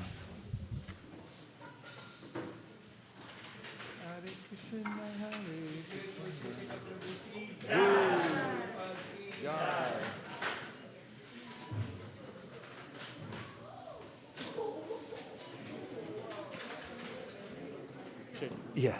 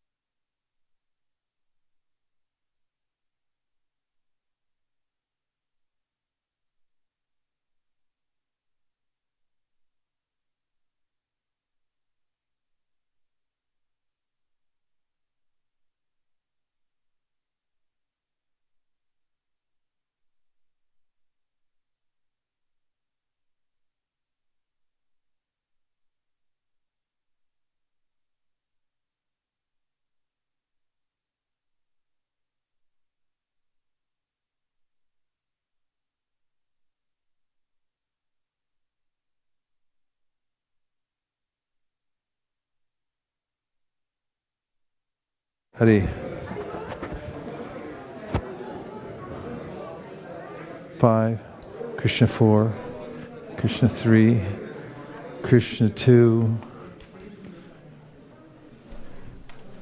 Nama Shreshtam Manamapi Shachi Putram Atra Sarupam Shri Rupam Tasyagrajam Uruparim Maturim Goshtavatim Radha Kundam Girivaramoho Radhika Madhavasham Prapto Yasya Pratita Kripaya Shri Gurun Tam Natosmi He Guru Jnanata Dinabandho Swaranadata Karanaika Sindho Vrindavana Sina Hitavata Prasida Radha Pranaya Prachara He Dinabandho Karanaika Sindho Kuru Prasada Maimanda Mudhe Laksha Pradadhe Bahupapagadhe Tatpada Padne Sumatishta Krishna. I bow down to the beautiful lotus feet of my spiritual master, by whose causeless mercy I have obtained the supreme holy name, the divine mantra, the service of the son of Shachinata, the association of Srila Surup Damodar, Rupa Goswami and his older brother Sanatana Goswami, the supreme abode of Mathura, the blissful abode of Vrindavan, the divine Radha Kund and Govardhan Hill, and a desire within my heart for the loving service of Shri Radhika and Madhava in Vrindavan. O spiritual master, O giver of divine wisdom, O friend of the fallen, you are the giver of your own bliss, and you are the only ocean of mercy. Although dwelling in Vrindavan, you have descended for the welfare of fallen souls like myself, and you are preaching the divine love of Radha for Krishna. Please be kind upon me. O friend of the lowly, O Gurudev, you are the only ocean of mercy. I am a doleful and have committed hundreds of thousands of offenses. I have fallen into a dense myriad of sins. Therefore grace me with your mercy, so that my mind may be fixed on your lotus feet and on Sri Krishna. The lotus feet of our spiritual master are the only way by which we can attain pure devotional service. I bow to his lotus feet with great awe and reverence. By his grace, one can cross the ocean of material suffering and obtain the mercy of Krishna. Our only wish is to have our consciousness purified by the words emanating from his lotus mouth. Attachment to his lotus feet is the perfection that fulfills all desires. He opens our darkened eyes and fills our hearts with transcendental knowledge. He is our Lord, birth after birth. From him ecstatic prema emanates. By him ignorance is destroyed. The Vedic scriptures sing of his character. Our spiritual master is the ocean of mercy, the friend of the poor and the Lord and Master of the devotees. O Master, be merciful unto us. Give us the shade of your lotus feet. Your fame is spread all over the three worlds. Sri Guru Charana Padma Kevalabha Kahati Sadna.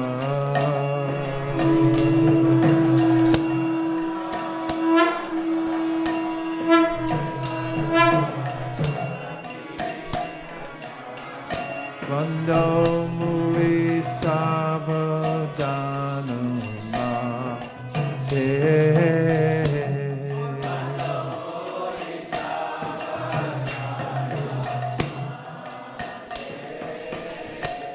Vando Muri Sabadana Ma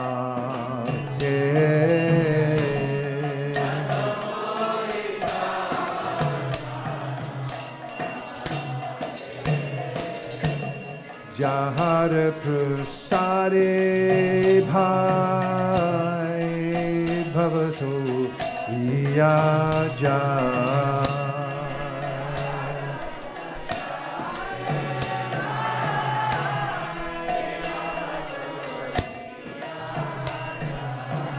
Krishna Prapti Hoy Jaha Hoy Te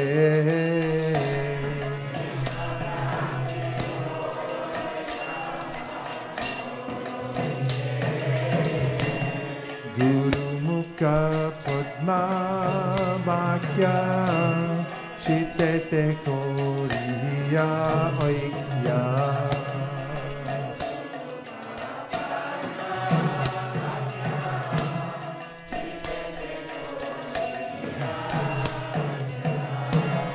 Guru Mukha Padma Vakya Chitete Koriya Oikya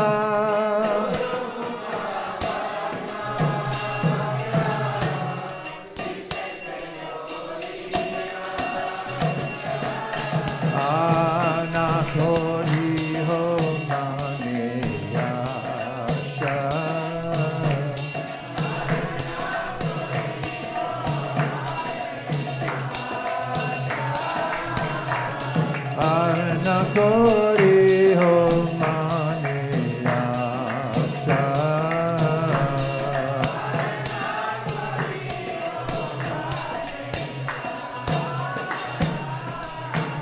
Shri Guru Charane Roti Eshe Uttama Gati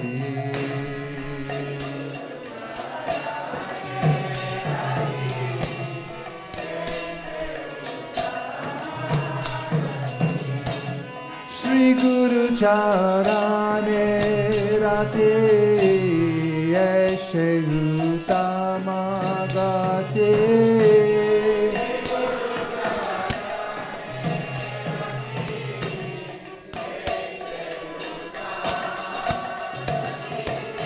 Je Prasade Pure Sarva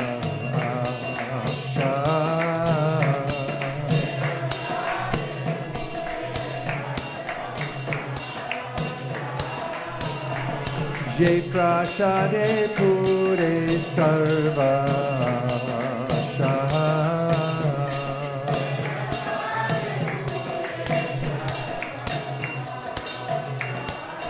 Chantangilo Jai Janme Janme Prabhushe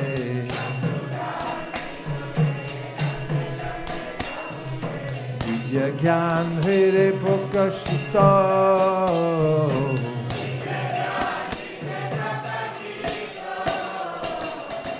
Prema Bhakti Jaha Hoite Avidya Vinata Jate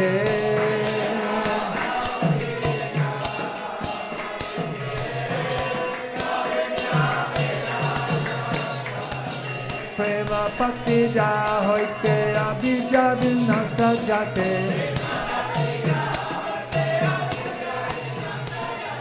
Dede Gajahara Charito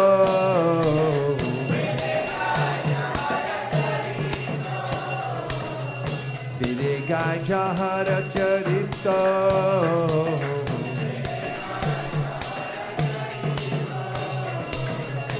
Shri Guru Karuna Sindhu Adama Janara Bandhu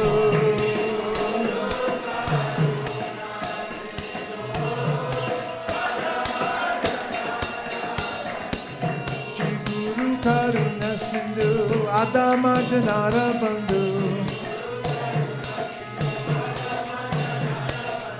Lokanath Lokera Jivana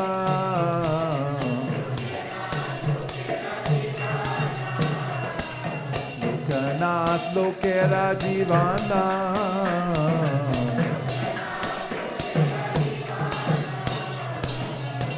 Ha ha Prabhu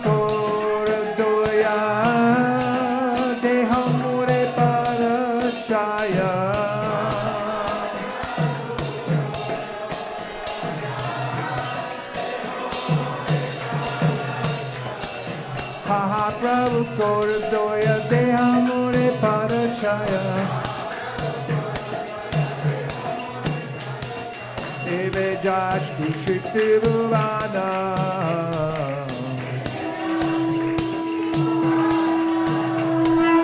Eve Jashtu Shikti Bhuvana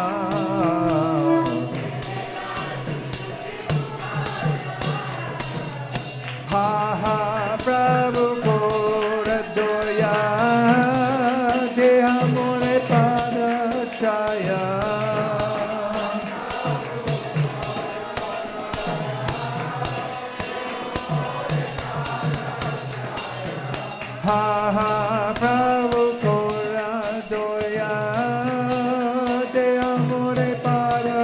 Bhattacharya.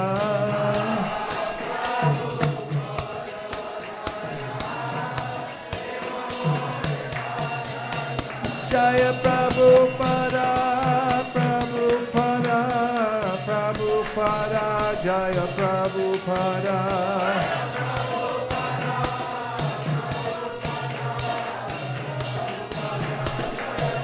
Jai Jai Prabhupada, Prabhupada, Prabhupada, Jai Jaya Prabhupada.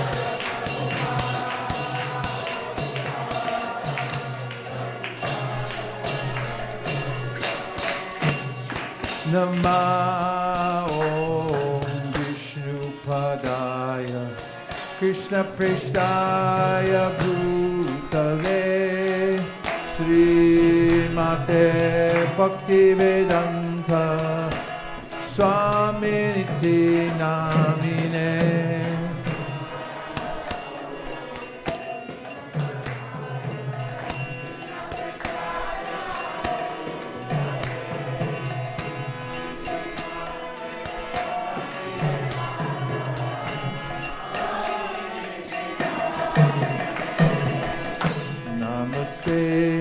Saraswate Deve Gauravani Pracharine Nirvishesha Shunyavadi Pashacharishakarine.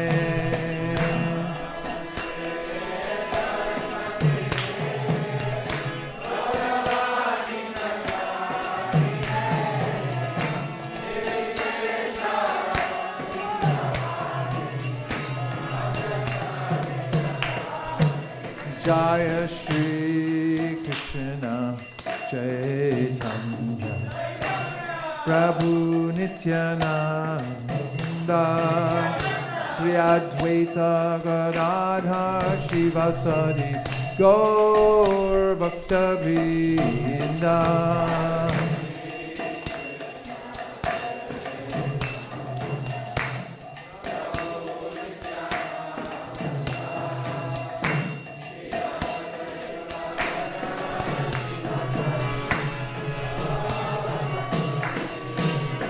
Jaya Shri Krishna Chaitanya Prabhu Nityananda Shri Advaita Gadadhar Shivasadi Gaur Bhakta Vrinda.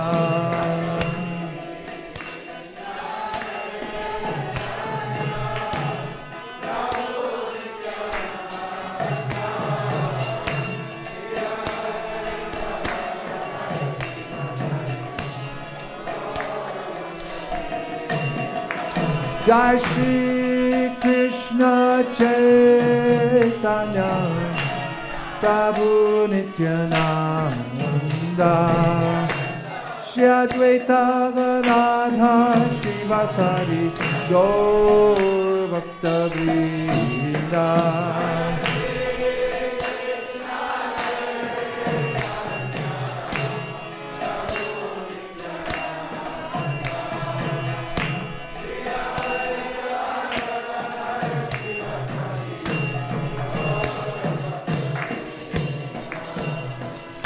Hare Krishna,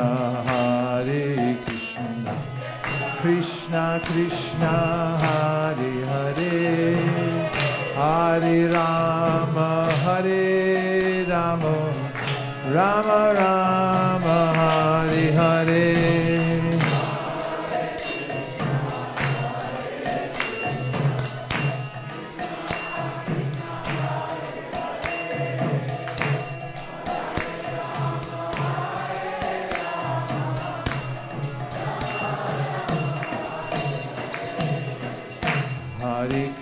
Hare Krishna, Krishna Krishna, Hare Hare, Hare Rama, Hare Rama, Rama Rama, Hare Hare.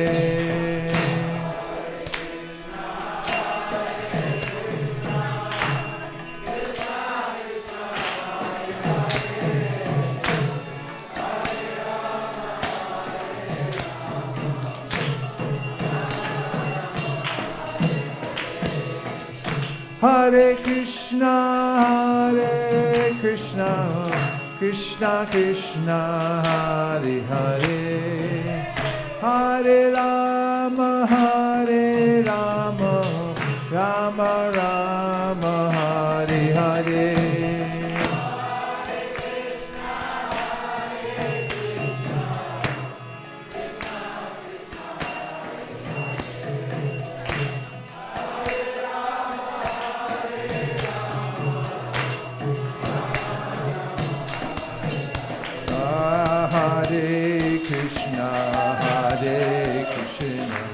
Krishna Krishna, Hare Hare, Hare Rama, Rama Rama, Hare Hare.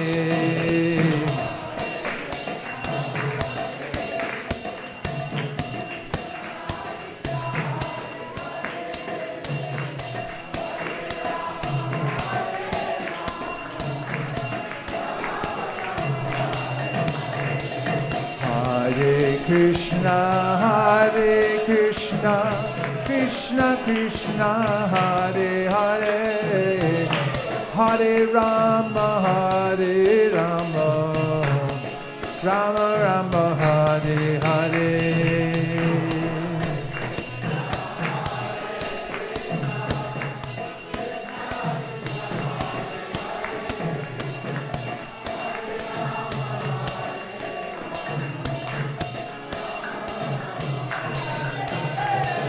Hare Krishna, Krishna Krishna, Hare Hare, Hare Rama,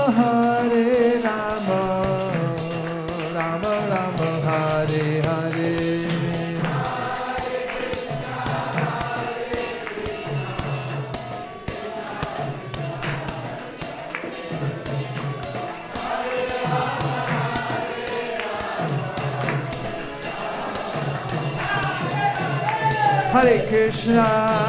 Hare Krishna, Krishna Krishna, Hare Hare, Hare Rama, Rama Rama, Hare Hare.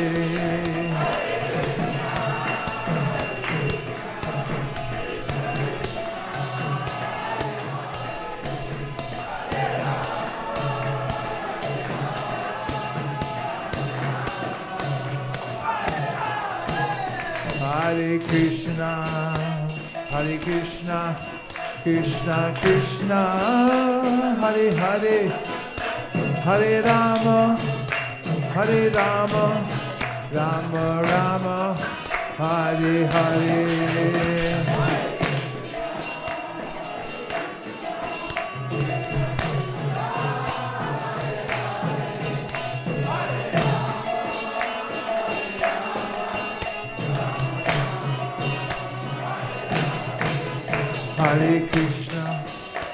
Hare Krishna, Krishna Krishna, Hare Hare, Hare Rama,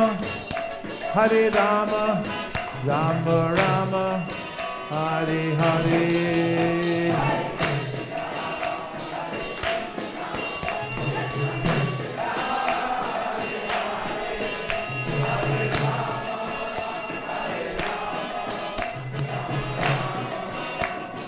Haraya Nama Krishna Yadavaya Nama Hare Yadavaya Madhavaya Keshavaya Namaha Gopal Govinda Ram Shri Madhusudan Giridhari Gopinath Madan Mohan Caitanya Nityananda Shri Advaita Sita Hare Guru Vaishnava Bhagavata Gita Shri Rupti Sanatan Bhakta Raguna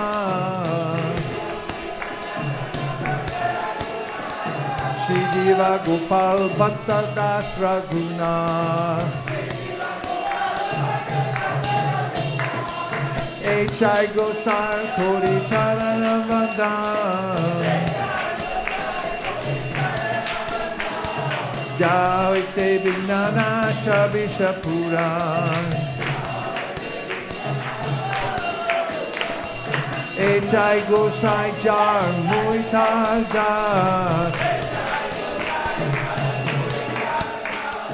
San Sabara Paro Redu Pona Panchagra.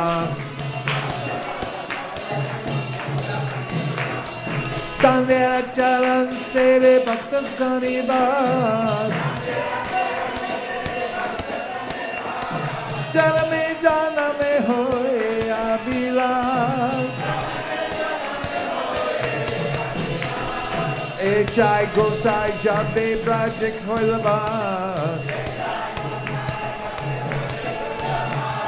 Radha Krishna Nitya Lila Koila Prakash. Shri Shri Radha Krishna Nitya Lila Koila Prakash.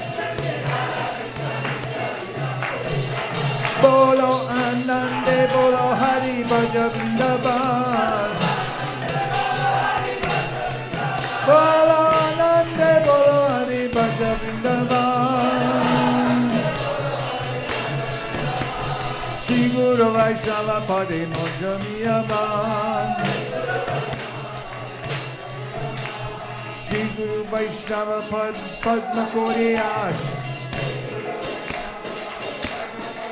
Hari Nam Sankirtan Kohe Narotamudar.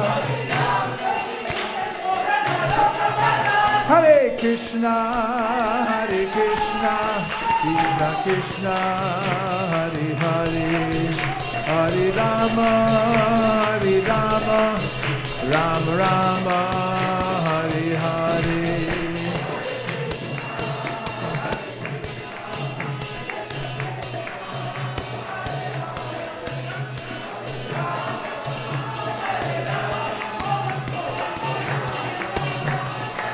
Nitai Gaura Haribo, Haribo, Haribo, Nitai Gaura Haribo.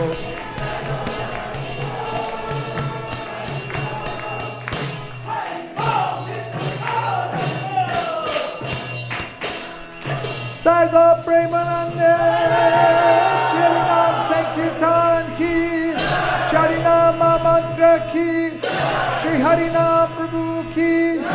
Go Premanande. Nitai Gaura Haribo, Haribo, Haribo, Nitai Gaura Haribo.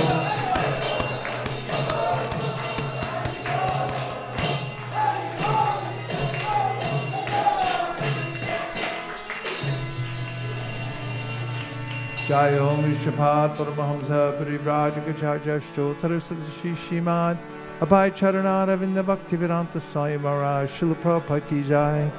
Jai Om Vishnupad Paramahamsa Parivrajagacharya Stotra Shishimad Srila Bhakti Siddhanta Saraswati Goswami Maharaj Ki Jai. Ananta Kulti Vaishnavini Ki Jai. Namacharya Srila Haridas Thakur Ki Jai. Prem Zakaho Shri Krishna Chaitanya Prabhu Nityananda Sri Advaita Gadadhara Shivasari Gaur Bhaktivinoda Ki Jai. Sri Sri Radha Krishna Gopinath Shamakund Radhakund Giri Govardhan Ki Jai. Sri Vrindavan Dham Ki Jai. Sri Mayapur Nam Deeptam Ki Jai. Sri Jagannath Puri Dham Ki Jai. Tulsi Devi Bhakti Devi Ki Jai. Jamuna Devi Ganga Devi Ki Jai. Sampeta Bhaktivinoda Ki Jai. All glorious assembled devotees. All glorious assembled devotees. All glorious assembled devotees. Gaur Premanande Hari Bo.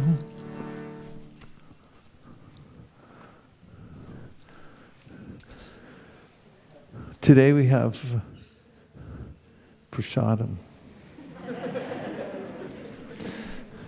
Chaitanya Mahaprabhu used to serve prasadam to all his devotees, and the devotees would chant and dance, and then they would take prasadam.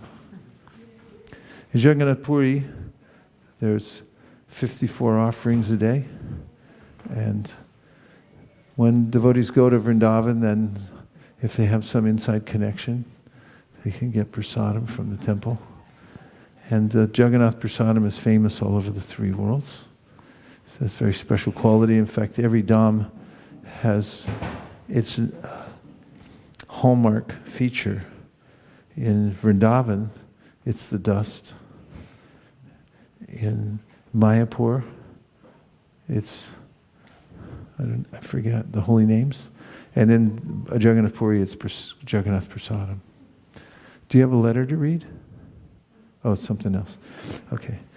So today we'll meditate on Jagannath Puri. We have prasadam from Shri Shri Radha Madan Mohan, cooked by devotees who, with great love and devotion, about whom Avantika will now reveal. Who's back there? Who's doing all that?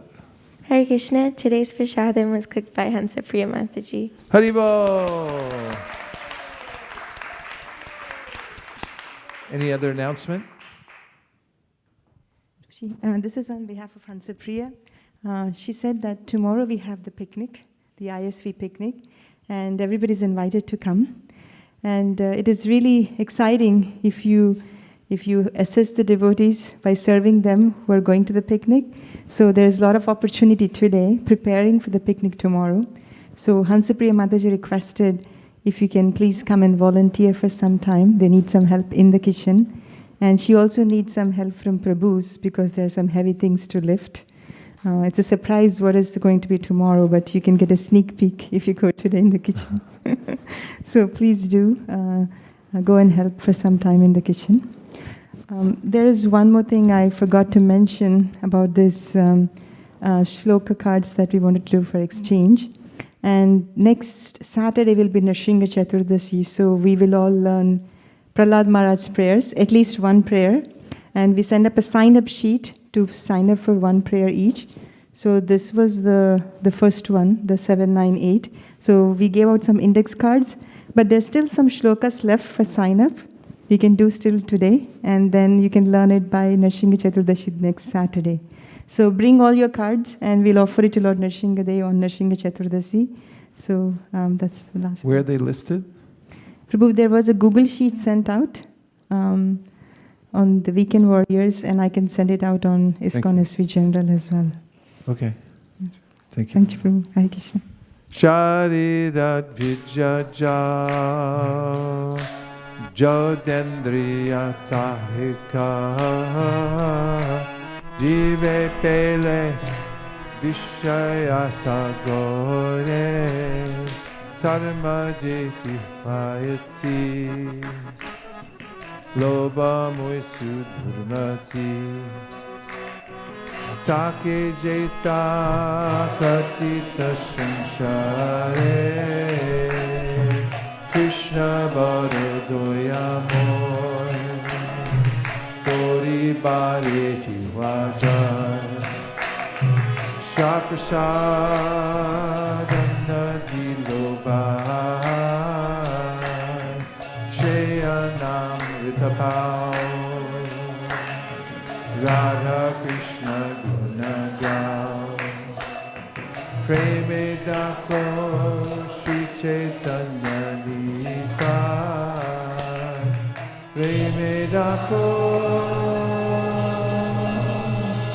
Shri Chaitanya Nita Makshare Govinde Nama Brahmani Vaishnave Sapa Punya Patam Rajan Vishwaso Nagajayate Prasare Sarva Dukanam Hanirasyo Padayate Prasana Chetaso Yashu Purifaya Pratishtete Prayopa Bhukta Svanganda Bhaktavankara Charchitaha Uttishta Bhojino Dasta Kavamayam Jaivahi Bhagavat Shri Mahaprasad Ki Gaur Premanande Nitai Gaura Haribo Haribo Haribo Nitai Gaura Haribo.